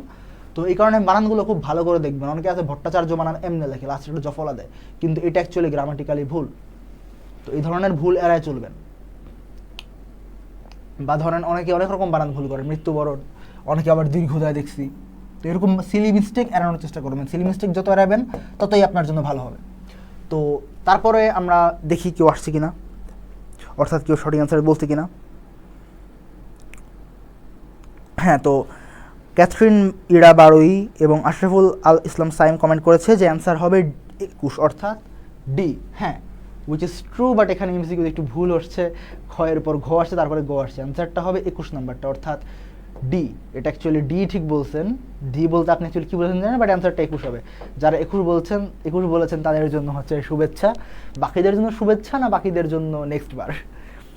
তো তারপরেরটাতে যাই, তারপরে কি আছে, তারপরে হচ্ছে 2 নাম্বার, এদেশের বুকে 18 আসুক নেমে কোন বৈশিষ্ট্যের কারণে কবি 18 প্রত্যাশা করেছেন। তো এটা কিন্তু অ্যাকচুয়ালি আপনাদের টেক্সট বইয়ের, আমি যদি ভুল না করে থাকি, আমি শিওর না, আমি তো আর এইচএসসির পড়ালেখা করি না, তবে আমার মনে হয় যে, আমি শিওর না, বাট আমার মনে হয় এটা এইচএসসি পর্যায়ে আপনাদের টেক্সট বইয়ের মধ্যেই এটা এমসিকিউটা আছে, যে এদেশের বুকে 18 আসুক নেমে এই কোন বৈশিষ্ট্যের কারণে কবি 18 প্রত্যাশা করেছেন। তো আপনারা একটু কমেন্ট করে জানায় দেন যে আপনারা কি মনে করতেছেন, এটার অ্যান্সার কী হতে পারে। দেখি, মোটামুটি 2 বছর তো এই বইটা আপনাদের টেক্সট বই ছিল, তো এতদিনের মধ্যে আপনারা কী শিখলেন, আপনারা এখন কী ডিসিশন নিচ্ছেন, যে এটার অ্যান্সার কী হতে পারে। সুবর্ণা কমেন্ট করেছে যে ডি, তারুণ্য। হ্যাঁ, অ্যাকচুয়ালি জিনিসটা হচ্ছে, আপনি যদি ধরেন অনেক এমসিকিউ আপনি জীবনে পাবেন, যে এমসিকিউগুলোর ক্ষেত্রে এরকম হবে, আমি একটা রুলস ফলো করতাম। রুলটা কীরকম, যে অ্যান্সার সঠিক কিনা, অর্থাৎ এখানে মানে আপনি এটা বুঝায় বলি, যে এখানে তারুণ্য, অ্যান্সার কি তারুণ্য কিনা, এটা আমি লিটমাস টেস্ট করতাম। লিটমাস টেস্টটা কি ভাইয়া, লিটমাস টেস্টটা হচ্ছে এদেশের বুকে 18 আসুক নেমে, এখানে অ্যাকচুয়ালি প্রত্যাশা, কবি কি ইতিবাচকতার কারণে প্রত্যাশা করছে নাকি করেনি, করতে কি করে না, ইতিবাচকতা গিয়ে তার মানে 18 বছর বয়সী তাদের মধ্যে ইতিবাচকতা কি আছে নাকি নাই। অ্যান্সার হচ্ছে আছে, অ্যান্সার তাহলে ঠিক, এটা আছে, তার মানে এটা বাদ দেওয়া যাবে না। আমি বলতেছি না সঠিক উত্তর, এটা বাদ দেওয়া যাবে না। তারপরের পয়েন্টটা যে দুঃসাহস, তো 18 বছর বয়সীদের যে দুঃসাহস, এটাকে কবি কামনা করেছেন নাকি করেন নাই। অ্যান্সার হচ্ছে হ্যাঁ করেছেন, উনি কিন্তু এটা কামনা করেছেন, কামনা না করলে উনি এই কথা বলতেন না। আমরা দেখেছি দুঃসাহসের কথাবার্তা আমরা কবিতার মধ্যে পেয়েছি, তার মানে আমরা বুঝতে পারি যে হ্যাঁ উনি এই দুঃসাহসটাও কামনা করেছেন। তো এরপরে কোনটা হবে, এরপরে বয়সটা কি উনি কামনা করেছেন, মেবি ইয়েস, বাট অন্যগুলোর মধ্যে এটা অ্যাকচুয়ালি কমন সেন্সের ব্যাপার, যে বাকি তিনটার থেকে বয়সটা less likely to B the right answer. তারপরে লাস্টটা তারুণ্য, তো তারুণ্য রাইট। তো ভাইয়া এখন এই তিনটার মধ্যে কোনটা দাগাবো, তিনটাই তো আপনি টিক মেরে দিলেন, আমি কিন্তু তিনটার কোনোটাই সঠিক উত্তর বললেন না। এগুলো সঠিক উত্তর না, এগুলো পটেনশিয়াল সঠিক উত্তর, অর্থাৎ আপনি বাদ দিবেন। অ্যাডমিশনে কিন্তু বাদ দেওয়াটা খুব গুরুত্বপূর্ণ প্রসেস। দেখা যায় অনেকে আপনি 4টা পারেন, 4টার মধ্যে আপনি শিওর না যে ঠিক কোনটা সঠিক উত্তর হবে, তখন আপনি কী করবেন, তখন আপনি অপশন বাদ দেওয়ার চেষ্টা করবেন। দেখা যাবে 4টা অপশন থেকে যদি আপনি 2টা অপশন বাদ দিতে পারেন, যদি আপনি 4টা থেকে 2টা বাদ দিতে পারেন, বা 4টা থেকে 3টা বাদ দিতে পারেন, 3টা বাদ দিলে তো হয়েই গেল, 4টা থেকে যদি 2টা বাদ দিতে পারেন, সেক্ষেত্রে আপনি সঠিক উত্তরের হাফওয়ে চলে যাবেন। সো চেষ্টা করবেন যে এভাবে বাদ দিতে। তো এটা জাস্ট একটা ট্রিক শিখাইলাম এখানে, এটা খুব একটা কাজে লাগবে না, কারণ টেক্সট বইয়ের যেগুলো আছে এগুলো মূলত যারা হচ্ছে মাস্টার ট্রেনার যারা থাকে, বা আমাদের যে টিচার্স ট্রেনিং কলেজের যারা টিচার থাকে বা পলিসি মেকার থাকে আমাদের বোর্ডে, তারাই অ্যাকচুয়ালি ডিসাইড করে যে এর অ্যান্সার কী হবে। তো এদেশের বুকে 18 আসুক নেমে, এখানে অ্যাকচুয়ালি আমাদের যে মাস্টার ট্রেনার আছে তারা এখানে অ্যাকচুয়ালি তারুণ্যটাকেই সঠিক অ্যান্সার ধরছে, বাকিগুলোকে কেন ধরতেছে না এটার ব্যাখ্যা অ্যাকচুয়ালি তারা দিবে, আমরা দিতে পারবো না। বাট এই ধরনের এমসিকিউগুলোর ক্ষেত্রে, যেগুলো অ্যাকচুয়ালি এরকম, এগুলোর ক্ষেত্রে আপনারা এটা মেরে দিবেন। এই ধরনের যে কনফিউজিং যেসব এমসিকিউ থাকে, এগুলো অ্যাকচুয়ালি সবসময়ই থাকে, সব যুগেই ছিল। আপনি যদি আরও বড় হন, যদি বিসিএস পরীক্ষা দিয়ে যান, সেক্ষেত্রে এরকম আরও অনেক কনফিউজিং এবং টায়ারিং কোশ্চেন পাবেন, যেগুলোর সঠিক উত্তর লিটারেলি কেউ দিতে পারে না। দেখা যায় যারা বড় বড় টিচার, যারা এই লাইনে 10 বছর ধরে পড়াচ্ছে, তারাও দিতে পারেন। তাদের মধ্যেই একটা কি বলবো, তার কোনো অ্যানিমোসিটি বা ঐক্যমতে আসতে পারে না, তারা বিভ্রান্ত হয়ে যায়। তো এরকম একটা ব্যাপার থাকে। যাই হোক, যারা বই লিখেছে বা যারা বইয়ের বোর্ডে কোশ্চেন বানায়, যারা জানে যে এটা সঠিক উত্তর কী হবে, তারা আমাদেরকে, অর্থাৎ অনেক জায়গায় তারা বলেছে যে এটার উত্তর তারুণ্য হবে। তো সেই জায়গা থেকে আমি বললাম যে এটার অ্যান্সার তারুণ্য, অর্থাৎ 2 এর অ্যান্সার ডি। তারপরের এমসিকিউতে আমরা যাই। তারপরের এমসিকিউটা হচ্ছে কবি সুকান্ত ভট্টাচার্যের, এখানে আবার বানানটা ভুল আসছে, বানানটা অবশ্যই লিখে রাখবেন, কারণ ওই যে বলেছিলাম যে বানান যদি ঠিকমতো লিখতে পারেন সেক্ষেত্রে আপনার খুব মার্ক বেড়ে যাবে। দেখা যাবে, আমি বলি যেমন আমার বানান ভুল হয় না, আমার অ্যাকচুয়ালি আমি যদি কখনো ধরি, মানে জেনে বুঝে কখনো বানান ভুল হয় না। এখন যদি হাতে একটা আছে মাসেল মেমোরি, যে লিখতে গিয়ে ভুল হয়ে যায়, ওটা খুব রেয়ার কেস, ওটা ছাড়া অ্যাকচুয়ালি আমার কখনোই বানান ভুল হয় না। লাস্ট কবে বানান ভুল হয়েছে আমি এটা মনে করতে পারি না। তো আমার যে বানান ভুল হয় না, তো এই কারণে আমার কিন্তু বাংলা যে রিটেন, ঢাকা বিশ্ববিদ্যালয়ে আপনাদের 100 মার্কের যে এক্সাম, অর্থাৎ 20 মার্ক আপনি আগে থেকে হাতে করে নিয়ে যাবেন আপনার যে জিপিএ, ওটার কারণে আপনার জিপিএ তা ঢাকা বিশ্ববিদ্যালয়ের যে পরীক্ষা, সেখানে যদি আমি বলি আপনার পরীক্ষায় 120 মার্কের পরীক্ষা হয়, ঠিক আছে, 120 মার্কের পরীক্ষা হয়। 120 মার্কের মধ্যে 20 মার্ক আপনি আগে নিয়ে গেছেন। কিভাবে? আপনার যে এসএসসি অর্থাৎ এসএসসি মানে মাধ্যমিক যে পরীক্ষাটা আপনি দিয়েছেন ক্লাস 10-এর পরে, বোর্ড পরীক্ষা, ওটার যে জিপিএ, ওই জিপিএটা একবার আপনার জন্য খুব ইম্পর্টেন্ট হবে। ওই জিপিএটা আপনি ধরবেন, যে ওইখানে ওরা ওই জিপিএটা ডাবল করে দেখবে যে ওখানে আমি 10-এ কত পারেন। অর্থাৎ আপনার জিপিএ যদি হয় 5, অর্থাৎ জিপিএ 5-এ 5 পেয়েছেন, আপনি জিপিএ 5 অর্জন করেছেন এসএসসি পরীক্ষায়, সেটা হোক সায়েন্স ব্যাকগ্রাউন্ড, সেটা হোক কমার্স ব্যাকগ্রাউন্ড, সেটা হোক আর্টস ব্যাকগ্রাউন্ড বা মাদ্রাসা, হোয়াট এভার। আপনার জিপে 5 আছে, সেই ক্ষেত্রে আপনার কি হবে, ওরা 10-এর মধ্যে হিসাব করবে, জাস্ট ডাবল করবে। ডাবল করে কত হয় 10। যদি কেউ বলে ভাইয়া আমার তো 4.93, ডাবল করেন, ডাবল করলে কত হয়, ডাবল করলে হয় 9.86, রাইট? হ্যাঁ হ্যাঁ ওরকমই, তাহলে হয় 9.86। তাহলে আপনার ওই মার্ক পাবেন, আপনি 10-এর মধ্যে 9.86 পাবেন। তো ওরা ওভাবে হিসাব করবে, ওভাবে হিসাব করে আপনাকে মার্ক দিবে। তো এসএসসিতে আপনার 10 মার্ক, এখানে এসএসসিতে আপনার 10 মার্ক চলে যাবে, এইচএসসিতে আপনার 10 মার্ক চলে যাবে। তো এই 10 মার্ক চলে যাওয়ার পর বাকি থাকে কত, বাকি থাকে আপনার 100 মার্ক। এই 100 মার্কের মধ্যে আপনি দেখবেন যে অ্যাকচুয়ালি আপনি কত পান, অর্থাৎ 100 মার্কের এক্সামটা আপনি ওখানে দিতে যাবেন। তো 100 মার্কের এক্সামের মধ্যে ভাইয়া বা আপু, 100 মার্কের এক্সামের মধ্যে আমার বাংলা ইংলিশ জিকে, বাংলা থাকে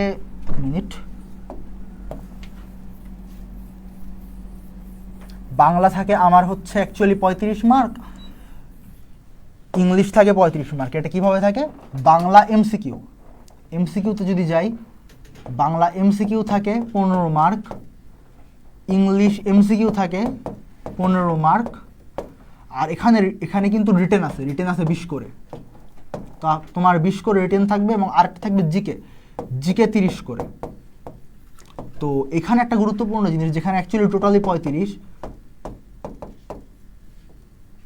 তো 35 করে যে থাকবে, এখানে একটা গুরুত্বপূর্ণ জিনিস হচ্ছে কি, এমসিকিউর মধ্যে অ্যাকচুয়ালি বানান ভুল করার সুযোগ নাই। এখানে এমসিকিউর মধ্যে বানান ভুল করার সুযোগ নেই, except for spelling mistake. Spelling mistake যদি কেউ করে থাকে, ওটা সিলি মিস্টেক, ওটা একটা এক্সেপশনাল কেস। তো ওইটার ক্ষেত্রে হচ্ছে মার্ক ভুল যেতে পারে, ওটাতে আবার নেগেটিভ মার্কিং আছে, ওটা আরও খারাপ, ওটা খারাপ এবং আরও খারাপ। বাট এখানে যে 20 মার্ক, এখানে যদি আপনি বানান ভুল না করেন, এখানে যদি আপনি গ্রামার ভুল না করেন, সেখানে কিন্তু আপনার নাম্বার একদম 20-এর মধ্যে খুব ভালো আসবে। যদি আপনি একটু সুন্দরভাবে উপমা দিয়ে লিখতে পারেন, একটু হালকা করে উপমা দেখবেন, সেক্ষেত্রে আপনি কয়েকটা উপন্যাসের বই পড়বেন, সেক্ষেত্রে আপনি কয়েকটা কবিতার বই পড়তে পারেন। এরকম করে কয়েকটা বই যদি আপনি পড়েন, এরকম কয়েকটা কবিতার বই বা উপন্যাসের বই পড়লে আপনার মোটামুটি উপন্যাস বা কবিতার বই পড়ে যে ওখানে উপমা থাকে, ওখানে অনেক রেটরিক থাকে, ওগুলো যদি আপনি শিখে নেন, সেক্ষেত্রে আপনার জন্য এই জিনিসগুলো খুব সহজ হয়ে যাবে এগুলো বোঝা। তো সেক্ষেত্রে কী হবে, সেক্ষেত্রে আপনি 20-এর মধ্যে একটা ভালো মার্ক পাবেন। যদি আপনার গ্রামার ভুল হয়, গ্রামার বানান ভুল, সেক্ষেত্রে কিন্তু আপনি যে অনেক পিছিয়ে যাবেন। দেখা যাবে যেমন আমার ভুল হয় না যে বলছি, তো আমার অ্যাকচুয়ালি যে বাংলা 20-এর মধ্যে রিটেন, বাংলা 20-এর মধ্যে আমি পেয়েছিলাম 18। তো আমি অ্যাকচুয়ালি না, আমার অনেক ফ্রেন্ডই 18 পেয়েছে, কিন্তু আবার আমার এমন অনেক ফ্রেন্ড আছে যারা অ্যাকচুয়ালি 20-এর মধ্যে 11-12, ভালো কথা, 20-এর মধ্যে পাস, কিন্তু 5-এ আপনি 5-এর কম পেয়েছেন, আপনি মনে করেন 4.5 পেয়েছেন, এরকম একটা মার্ক পেয়েছেন, সেক্ষেত্রে কিন্তু আপনি বাদ, ডিসকোয়ালিফাইড। তো সেই ক্ষেত্রে এখানে একটা ভালো মার্ক এক্সপেক্ট করতে হবে। যদিও আপনি যদি 5-6 পেয়ে থাকেন, তারপরও আপনি অ্যাকচুয়ালি মূল মেরিটের বাইরেই চলে যাবেন, তখন আর চান্স হবে না। বাট পাস করতে হলে অনেকে দেখা যায় যে অন্য জায়গায় ভালো মার্ক পেয়ে, খুব ভালো একটা মার্ক আছে, কিন্তু স্টিল তার হচ্ছে এই জায়গায় মার্কটা কম, মানে মার্ক কম হলেও তার চান্স হতো, কিন্তু সে ফেল করে বসেছে। তো এগুলো এড়ানোর সবচেয়ে বেস্ট ওয়েটা হচ্ছে বানান ভুল না করা। তো আপনারা বানান ভুলের ব্যাপারে সতর্ক থাকবেন, চেষ্টা করবেন বানান ভুল যেন না হয়। প্রয়োজনে যখন পড়বেন, ধীরে ধীরে পড়বেন, আস্তে আস্তে পড়বেন, লাইনটা মানে রিডিং বিটুইন দ্য লাইন্স, শুধু ওইটুকুই করবেন না, রিডিং বিটুইন দ্য বানানস মেবি ওটাও করবেন, স্পেলিং যেন কখনোই ভুল না হয়। তো যাই, এখানে হচ্ছে কোশ্চেনটা কি ছিল, কবি সুকান্ত ভট্টাচার্যের জন্ম কোন জেলায়? তো আপনারা একটু কমেন্ট করে দেন, আমার মনে হয় অনেকে অলরেডি কমেন্ট করে দিয়েছে, আপনারা কেউ একটু কমেন্টে জানান যে জন্ম কোন জেলায়। তো অনেকেই বলছে এ, হ্যাঁ সুবর্ণা বলেছে হ্যাঁ আমারটা হয়েছে, হ্যাঁ অ্যাকচুয়ালি তোমারটা হয়েছে আপু। তো এরপরেরটাতে চলে যায়, এরপরের সুকান্ত ভট্টাচার্যের জন্ম কোন জেলায়? ওনার জন্ম অ্যাকচুয়ালি বলেছিলাম গোপালগঞ্জ জেলার কোথায়, কোটালীপাড়ায়। তো এখানে একটা জিনিস কি এই কারণেই বলেছিলাম যে ওনার জন্ম হচ্ছে গিয়ে আমাদের শোক দিবসে 15ই আগস্ট, আবার ওনার 15ই আগস্টে যারা মারা গিয়েছিল তাদের যে মূল বাড়ি গোপালগঞ্জ, সে তার ঠিক পাশের এলাকায় ওনার জন্ম। তো উনি এভাবে মনে রাখতে পারে। এভাবে অ্যাকচুয়ালি মনে রাখার সুবিধাটা কি, এভাবে ইন্টার কানেক্টেড করে মনে রাখলে দেখা যাবে যে একটা মনে রাখলে আরেকটা মনে থাকে। তো এরকম করলে খুব অনেকে আছে একদম মানে ব্রুট ফোর্স দিয়ে মুখস্থ করতে যায়, গায়ের জোর দিয়ে মুখস্থ করতে যায়, এটা করতে গেলে কিন্তু অনেক খারাপ অবস্থা হয়ে যায়। দেখা যায় অনেকে মুখস্থ করে কি যে গাছের পাতা সবুজ, গাছের পাতা সবুজ, এরকম করতে মুখস্থ করার দরকার নেই। আপনাকে একদম অনুভব করতে হবে যে গাছের পাতা সবুজ, এটা আমি চোখ দিয়ে ভিজুয়ালাইজ করতেছি, আমি এটা দেখতেছি। ওরকম যদি করতে পারেন সেক্ষেত্রে দেখা যাবে আপনার জন্য এটা খুব সহজ হয়ে যাবে। তো গোপালগঞ্জ হচ্ছে ওনার পৈতৃক নিবাস। তারপরে আমরা যাই, তারপরে এমসিকিউটা, সুকান্ত ভট্টাচার্য আমৃত্যু কোন পত্রিকার সম্পাদক ছিলেন? একটু কমেন্ট করে দেন দেখি, আপনারা একটু দ্রুত কমেন্ট করেন। আমি আবারও প্রশ্নটা বলতেছি যদি কেউ মানে ভালো করে শুনতে না পারেন। সুকান্ত ভট্টাচার্য আমৃত্যু কোন পত্রিকার সম্পাদক ছিলেন? উনি কিন্তু একটা পত্রিকার আমৃত্যু সম্পাদক ছিলেন, এটা আমরা ওনার কবি পরিচয় থেকে জানতে পারি। তো আপনারা একটু দ্রুত কমেন্ট করে দেন, দেখি যে কারটা সঠিক হয়।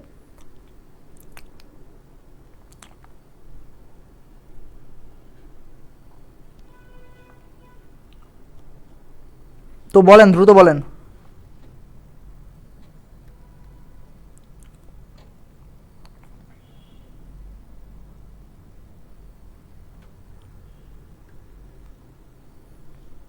সি, পূর্বাশা। অ্যান্সারটা কি পূর্বাশা? সুবর্ণা কি এটার জন্য বলেছে, এটা তো বুঝতে পারতেছি না। তানজিলা বলেছে, তানিশা বলেছে আসসালামু আলাইকুম ভাই। আসসালামু আলাইকুম। ওয়ালাইকুম আসসালাম আপু।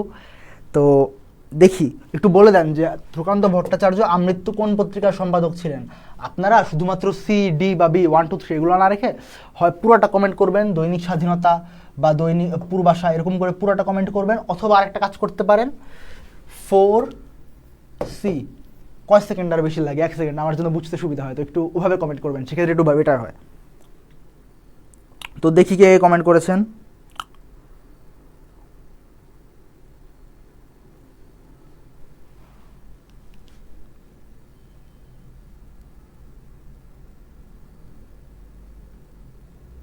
নান্দালেস অ্যান্সারটা বলে দিচ্ছি আমি, একটু দ্রুত কমেন্ট করেন, সেক্ষেত্রে আমি জানাই দিতে সুবিধা হবে। আর একটা জিনিস, সন্ধ্যার সময় হয়ে গেছে, তো অনেকে আছে যে আমাদের ক্লাস করে অনেকে বলতে পারে যে সারাক্ষণ ক্লাস করে টায়ার্ড হয়ে যায়, এরপর আর পড়তে ইচ্ছা করে না। এটা কিন্তু করা যাবে না। আপনি পড়া যখন শুরু করেছেন পড়তে থাকতে হবে। হয়তো আপনি আধা ঘন্টা 20 মিনিট রেস্ট নিতে পারেন, কিন্তু পড়ার ভিতরে থাকতে হবে। পড়া একটা সাইকেল, এমন না যে বিরিয়ানির মতো না কিন্তু, যে একদিন খুব প্রচুর পড়ে নিলাম, প্রচুর খেয়ে নিলাম, এরপর আর সারা বছর খাবো না, এরকম কিন্তু না। আপনি যেমন 3 বেলা ভাত খান, বা যারা ধার্মিক আছেন তারা যেমন 5 ওয়াক্ত নামাজ পড়েন, এরকমই এটা মেনটেন করতে হবে। এটা মেনটেন করার জিনিস, এটা কিন্তু একদিন খেয়ে সারা জীবন করলাম এরকম কোনো জিনিস না, ঠিক আছে?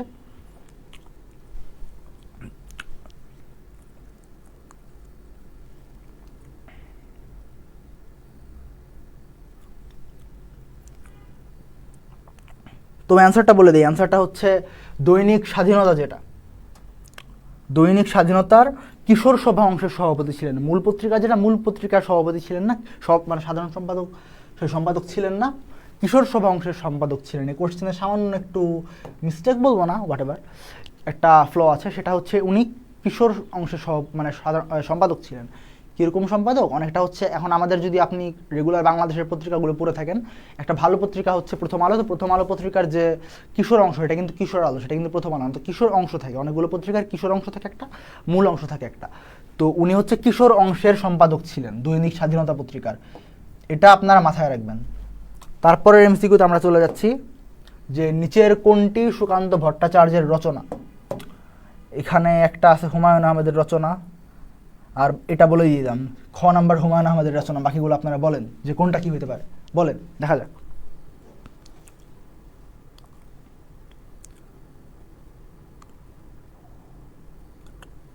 তো তারপরে আমরা যাই, যে এটা হচ্ছে আমাদের অ্যাকচুয়ালি ক্লাসের সময় অনেকটা চলে গেছে, তো একটু বলতেছি যে এখানে অ্যাকচুয়ালি কোনটা সুকান্ত ভট্টাচার্যের রচনা। এটা অ্যাকচুয়ালি আপনারা যদি কবি পরিচিতি কয়েকবার করে পড়েন, একটা জিনিস দেখেন, আপনারা যদি কবি পরিচিতি বা পাঠ পরিচিতি কয়েকবার করে পড়েন, সেক্ষেত্রে কিন্তু আপনাদের মনে থাকবে না। আপনাদেরকে এই জিনিসগুলো একদম ভালোভাবে পড়তে হবে, এটা মুখস্থ করার জিনিস। কারণ ধরেন আপনাদের 8-10টা কবি, না অ্যাকচুয়ালি 8টা কবি এবং 7টা লেখক আছে শুধুমাত্র প্রথম পত্রে, সহপাঠে আরও আছে উপন্যাস, গল্প। তো এগুলো অ্যাকচুয়ালি মনে রাখা শুধুমাত্র একবার পড়ে মনে থাকবে এটার জিনিস না, এটা কিন্তু মুখস্থ করতে হবে, বারবার করে পড়বেন। একটা জিনিস হচ্ছে একদিনে মুখস্থ করে নেবেন, এটা একটা ওয়ে, মুখস্থ করে রেয়ারলি রিভিশন দিবেন, অথবা বারবার পড়বেন, বারবার বারবার মানে প্রতিদিন পড়বেন। প্রতিদিন 1-2বার করে পড়ে পড়ে আপনি মনে রেখে নেবেন যে কোনটা কার লেখা, কোনটা কার দ্বারা রচিত। তো এটার অ্যান্সার হচ্ছে অভিযান। তারপরটাতে আমরা যাই, তারপরের কোশ্চেন, আকাল কি? আকাল হচ্ছে, বলতে থাকি না এটা কী হতে পারে। তো বলেছিলাম যে ওনার একটা আমাদের যে কবি অর্থাৎ সুকান্ত ভট্টাচার্য, ওনার একটা ফ্যাসিবাদ বিরোধী একটা স্ট্যান্স ছিল। উনি একটা ফ্যাসিবাদ অর্থাৎ যে একনায়কতন্ত্র বা একটা আদর্শের নামে হচ্ছে একটা দেশের জনগণকে এক্সপ্লয়েট করার যে বিশ্বাস বা যে টেন্ডেন্সি, ওটার বিরুদ্ধে উনি আমৃত্যু সংগ্রাম করে গেছেন। তো ওইরকম একটা সংগ্রামের জায়গা থেকে উনি একটা পত্রিকা বের করেন, যেখানে উনি ফ্যাসিবাদ বিরোধী চিন্তা বা ফ্যাসিবাদের বিরুদ্ধে যে ওনার অ্যাক্টিভিজম, তো সেরকম একটা প্রকাশনা করেন, যেটা হচ্ছে ওনার আকাল। এটা হচ্ছে ওনার ফ্যাসিবাদ বিরোধী প্রকাশনা, এটা অ্যাকচুয়ালি একটা কাব্যগ্রন্থ। তো এটা মনে রাখবেন যে আকাল কি? আকাল একটা কাব্যগ্রন্থ। তারপরের লাইন আমরা যাই, তারপরের কোশ্চেন যেটা, সুকান্ত ভট্টাচার্য মৃত্যুবরণ করেন কবে? তো এটা আপনারা যদি কেউ পারেন সেক্ষেত্রে কমেন্টে বলে দেন, না হলে আমি 1 মিনিটের মধ্যে বলে দিচ্ছি।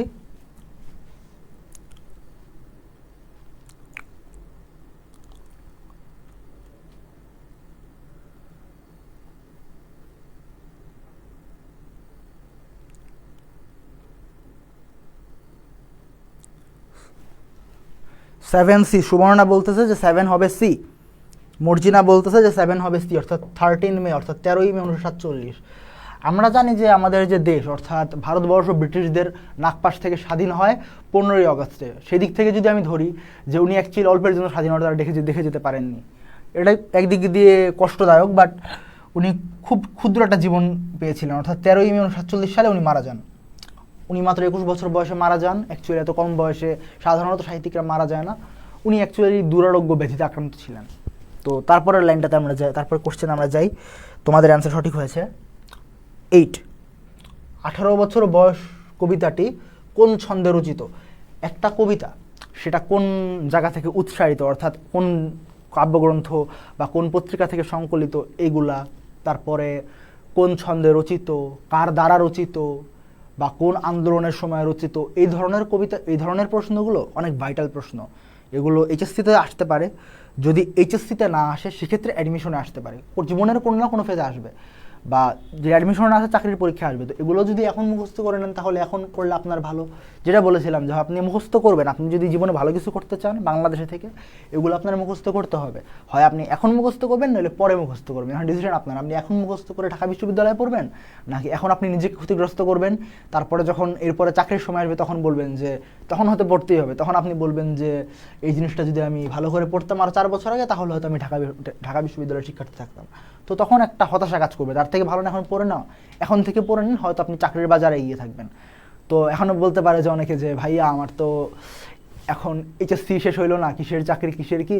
তো এটা জাস্ট পড়ার জন্য বলতেছি, কেউ খুব একটা সিরিয়াসলি নিও না। যদি তুমি ঠিকমতো পড়ালেখা করো, পড়ালেখা করলে কিছু সিরিয়াসলি নেওয়া লাগে না, শুধুমাত্র পড়ালেখাটা সিরিয়াসলি নিলেই চলে। তো এটার অ্যান্সার কি? 18 বছর বয়স কবিতাটা কোন ছন্দে রচিত? সম্ভবত কেউ শিওর না এই জায়গায়, শিওর না থাকাই স্বাভাবিক অ্যাকচুয়ালি। ও না, সুবর্ণা এই জায়গায়ও মোটামুটি একটা কমেন্ট করছে, সে বলতেছে এটা হবে মাত্রাবৃত্ত। আর কেউ কি কোনো কমেন্ট আছে? আর কারো কি কোনো কমেন্ট আছে যেখানে কি হইতে পারে? আর কেউ যদি বলতে পারো যে এটা কি হইতে পারে তাহলে বলো, দেখি কে বলতে পারো। কেউ যদি পারো তাহলে বলো, দেখি কে পারে।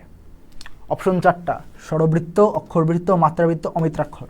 বাই দ্য ওয়ে অনেকগুলো কিন্তু মানে প্রতিটা আপনাদের যে টেক্সট বুক আছে, টেক্সট বুকের বেশিরভাগ কবিতারই একটা একটা মানে ছন্দ আছে। দেখা যায় যে সনেট, ওটা হচ্ছে চতুর্দশপতি কবিতা, মাইকেল মধুসূদন দত্ত অনেকগুলো লিখে দিয়ে গেছে বাংলায়, বা এরকম অনেকগুলো কবিতা আছে, অনেকগুলো কবিতার অনেকগুলো ধরন আছে, যে এই কবিতাটা এই ছন্দে লেখা, এই কবিতাটা এই ছন্দে লেখা।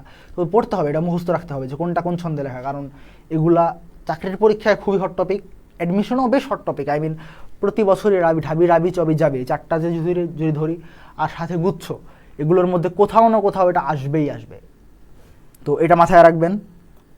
তো ও বলতেছে এটা মাত্রাবৃত্ত, হ্যাঁ উইচ ইজ ট্রু, এটা মাত্রাবৃত্ত ছন্দেই রচিত। তো তারপরেরটাতে আমরা যাই। 18 বছর বয়স কবিতায় 18 শব্দটি কতবার এসেছে? তো এখানে কিন্তু একটা জিনিস, এখানে একটা কনফিউশন কাজ করে। কনফিউশনটা কি?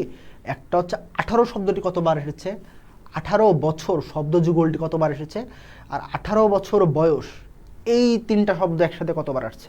এখানে একটা কনফিউশন থাকে, অনেকে এই জায়গায় মিস করে। অ্যাকচুয়ালি এখন আমরা অনেকটা ম্যাচিউর হয়েছি নেশন হিসেবে।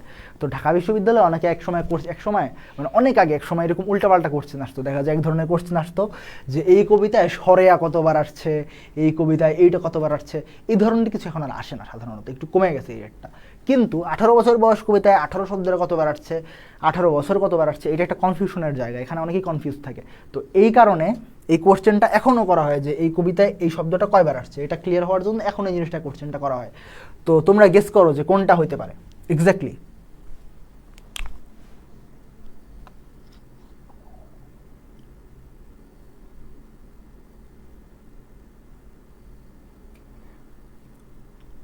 তো যেটা হচ্ছে সেটা হচ্ছে বলে দেই আমি, সেটা হচ্ছে 18 বছর বয়স কবিতায় 18 শব্দটা আসছে 9 বার। অ্যান্সার হচ্ছে এ। 18 বছর বয়স কবিতায় অ্যান্সার হচ্ছে 9 বার। তো 9-এর উত্তর 9 হইল। 18 বছর বয়স কবিতায় 18 শব্দ, এটা রিপিট। এটা তোমরা চাইলে একটু পরে স্ক্রিনশট নিয়ে নিতে পারো। 18 শব্দটা আসছে 9 বার। ওকে, 18 শব্দটা আসছে 9 বার। কিন্তু আরেকটা 18 বছর আর 18 বছর বয়স, এগুলো কয়বার করে আসছে? এই জায়গায় একটা কনফিউশন আগের কাজ করে। কনফিউশনটা এরকম যে 18 বছর, হ্যাঁ 18 শব্দটা আসছে 9 বার, কিন্তু 18 বছর যে শব্দ যুগল সেটা আসছে 7 বার। কয়বার? 7 বার।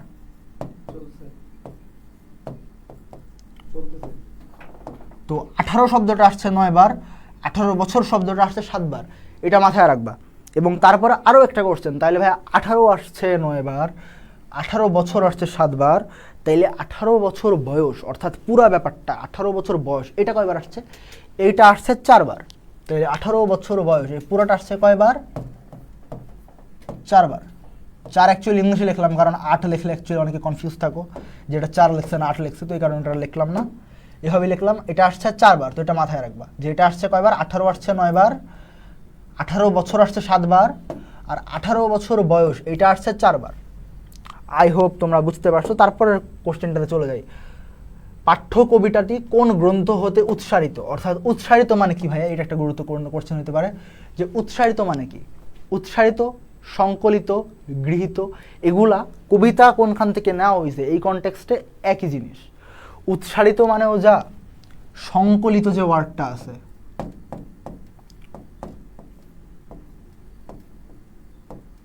বা আরেকটা ওয়ার্ড আছে গৃহীত, বা আরও একটা ওয়ার্ড থাকতে পারে সামনে সং এড করে দিবা, সংগৃহীত। এই 3টা ওয়ার্ড যাই আছে, 3টা ওয়ার্ড এখানে সেম মিনিং বহন করে, 3-4টা ওয়ার্ড। তো কোশ্চেনটা আবার বলতেছি, পাঠ্য কবিতাটি অর্থাৎ পাঠ্য কবিতা কোনটা? পাঠ্য কবিতা হচ্ছে তুমি যেটা পড়ছো ওই কবিতাটা, তোমার টেক্সট বুকের কবিতাটা ভাইয়া বা আপু কোনখান থেকে সংগৃহীত? যে এই তোমার যে 18 বছর বয়স পদ্যটা, এটা কোনখান থেকে সংগৃহীত বা কই থেকে নিতে? তোমরা সবাই কমেন্ট করো, দেখি কে সঠিক উত্তরটা দিতে পারে।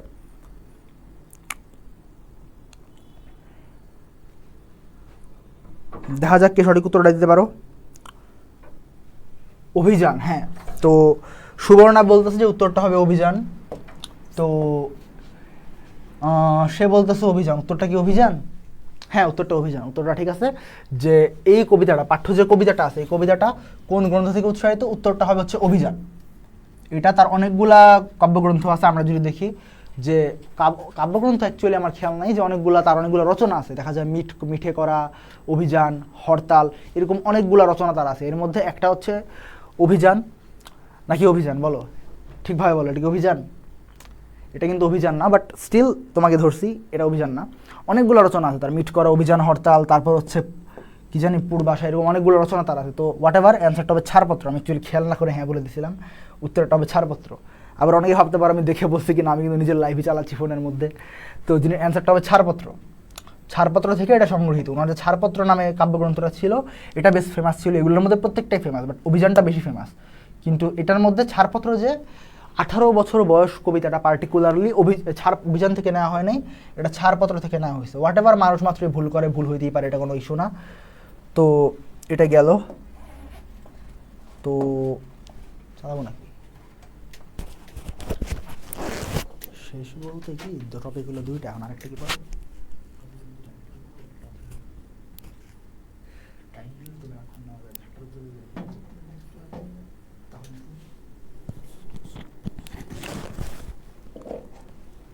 তো আচ্ছা, তাহলে আজকে অ্যাকচুয়ালি আমার প্ল্যান ছিল যে আজকে মাসি পিসি আর 18 বছর বয়স, তোমাদের একটা গদ্য, আমাদের রয়্যাল এডুকেশন থেকে আমরা যে কাজটা করি যে তোমাদের একটা গদ্য আর একটা পদ্য এভাবে পড়াই। কিন্তু অ্যাকচুয়ালি যে জিনিসটা হয়েছে যে 18 বছর বয়স কবিতাটা আমি লাইন বাই লাইন পড়াইছি। এখন লাইন বাই লাইন যদি পড়াতে যাই তাহলে যে জিনিসটা ঘটে সেটা হচ্ছে লাইন বাই লাইন পড়ানোর ক্ষেত্রে এখানে এটা প্রচুর টাইম কনজিউম করে। যদিও এটা অ্যাকচুয়ালি তোমাদের জন্য উপকারী। তো তোমাদের উপকারের কথা চিন্তা করে রয়্যাল এডুকেশন এই ধরনের ক্লাস স্পন্সর করে, যেখানে অ্যাকচুয়ালি ডিটেইলডভাবে প্রতিটা লাইন বাই লাইন বোঝানো হয়। কারণ লাইন বাই লাইন না বুঝাইলে অনেক কনফিউশন থেকে যায়, মূল ভাব তো যে কেউ পড়াই দিতে পারে দায়সারাভাবে। তো সেই জায়গা থেকে আমরা চেষ্টা করছি যে 18 বছর বয়স কবিতারা লাইন বাই লাইন পড়াইতে। তো লাইন বাই লাইন পড়াতে অনেক সময় লেগে গেছে। অ্যাকচুয়ালি আমার ক্লাস টাইম ছিল 5টা থেকে 7টা। তো সেই জায়গা থেকে অ্যাকচুয়ালি চেষ্টা করছি যে অ্যাকচুয়ালি দুটোই পড়াইতে, কিন্তু তোমাদের জন্য সময় ছিল না। আমি ব্যক্তিগতভাবে আন্তরিকভাবে দুঃখিত। তো নেক্সট ক্লাসে মাসি পিসিটা, এখন যদি শুরু করি মাসি পিসি পুরোটা হবে না, নেক্সট ক্লাসে তোমাদের জন্য মাসি পিসিটা থাকবে। তোমরা এক কাজ করবা, তোমরা নিজের দায়িত্বে এই যে মাসি পিসি গল্পটা, এটা 18 বছর বয়সের তোমরা যারা রয়্যাল এডুকেশনে নিজেরা মনোযোগ দিয়ে পড়ালেখা করো, রয়্যাল এডুকেশনের সাথে আছো, তো তোমরা এক কাজ করবা, তোমরা 18 বছর বয়সের কবিতা এটা নিজেরা পড়ে নিবা, বারবার পড়ে নিবা, এবং কোনো কনফিউশন থাকলে অবশ্যই পেজে নক দিবা। আমাদের পেজ অনেক সহায়ক, এবং যে এইখানে যে পিডিএফটা বানানো, এই পিডিএফটার মধ্যে কিন্তু অনেক ইম্পর্টেন্ট জিনিসগুলো নোট করা আছে। তো এই জিনিসগুলো যদি কেউ পেতে চাও সেক্ষেত্রে আমাদের পেজে সবাই নক দাও, আজকে রাতের মধ্যে নক দিলে আজকে রাতের মধ্যেই পেয়ে যেতে পারো। আরেকটা ব্যাপার হচ্ছে মাসি পিসি যে গল্পটা, এই গল্পটা তোমাদের জন্য নেক্সট ক্লাসে পড়া দেওয়া থাকবে, কারণ একটা জিনিস যদি নিজে আগে থেকে পড়ে আসো সেক্ষেত্রে তোমাদের জন্য এই জিনিসটা ভালো। তো তোমরা মাসি পিসিটা আগে থেকে পড়ে নিয়ে আসবা, নিজেরা পড়ে নিয়ে আসবা, আর নেক্সট ক্লাসে তোমাদের নেক্সট ক্লাস কবে হবে জানিয়ে দেওয়া হবে, সেই ক্লাসে তোমাদের জন্য মাসি পিসি গল্পটা থাকবে। তো এটা শেয়ার করে দিও বন্ধুদের মাঝে, এখন হয়তো শেয়ার ওভাবে করবা না, তোমার বন্ধুদেরকে জানিয়ে দিও যে তোমাদের যে একটা জায়গায় ক্লাস নেওয়া হয়, ক্লাস নিয়ে খুব মানে ক্লাসগুলো কেমন হয় সেটাও জানিও, ভালো না হলে ভালো বলে ভালো বলো, খারাপ হলে খারাপ বলে সমস্যা নেই। তোমরা এখন মানে বন্ধুদের মধ্যে জানিয়ে দিও। আর নেক্সট ক্লাসের জন্য স্টে টিউনড। আল্লাহ হাফেজ।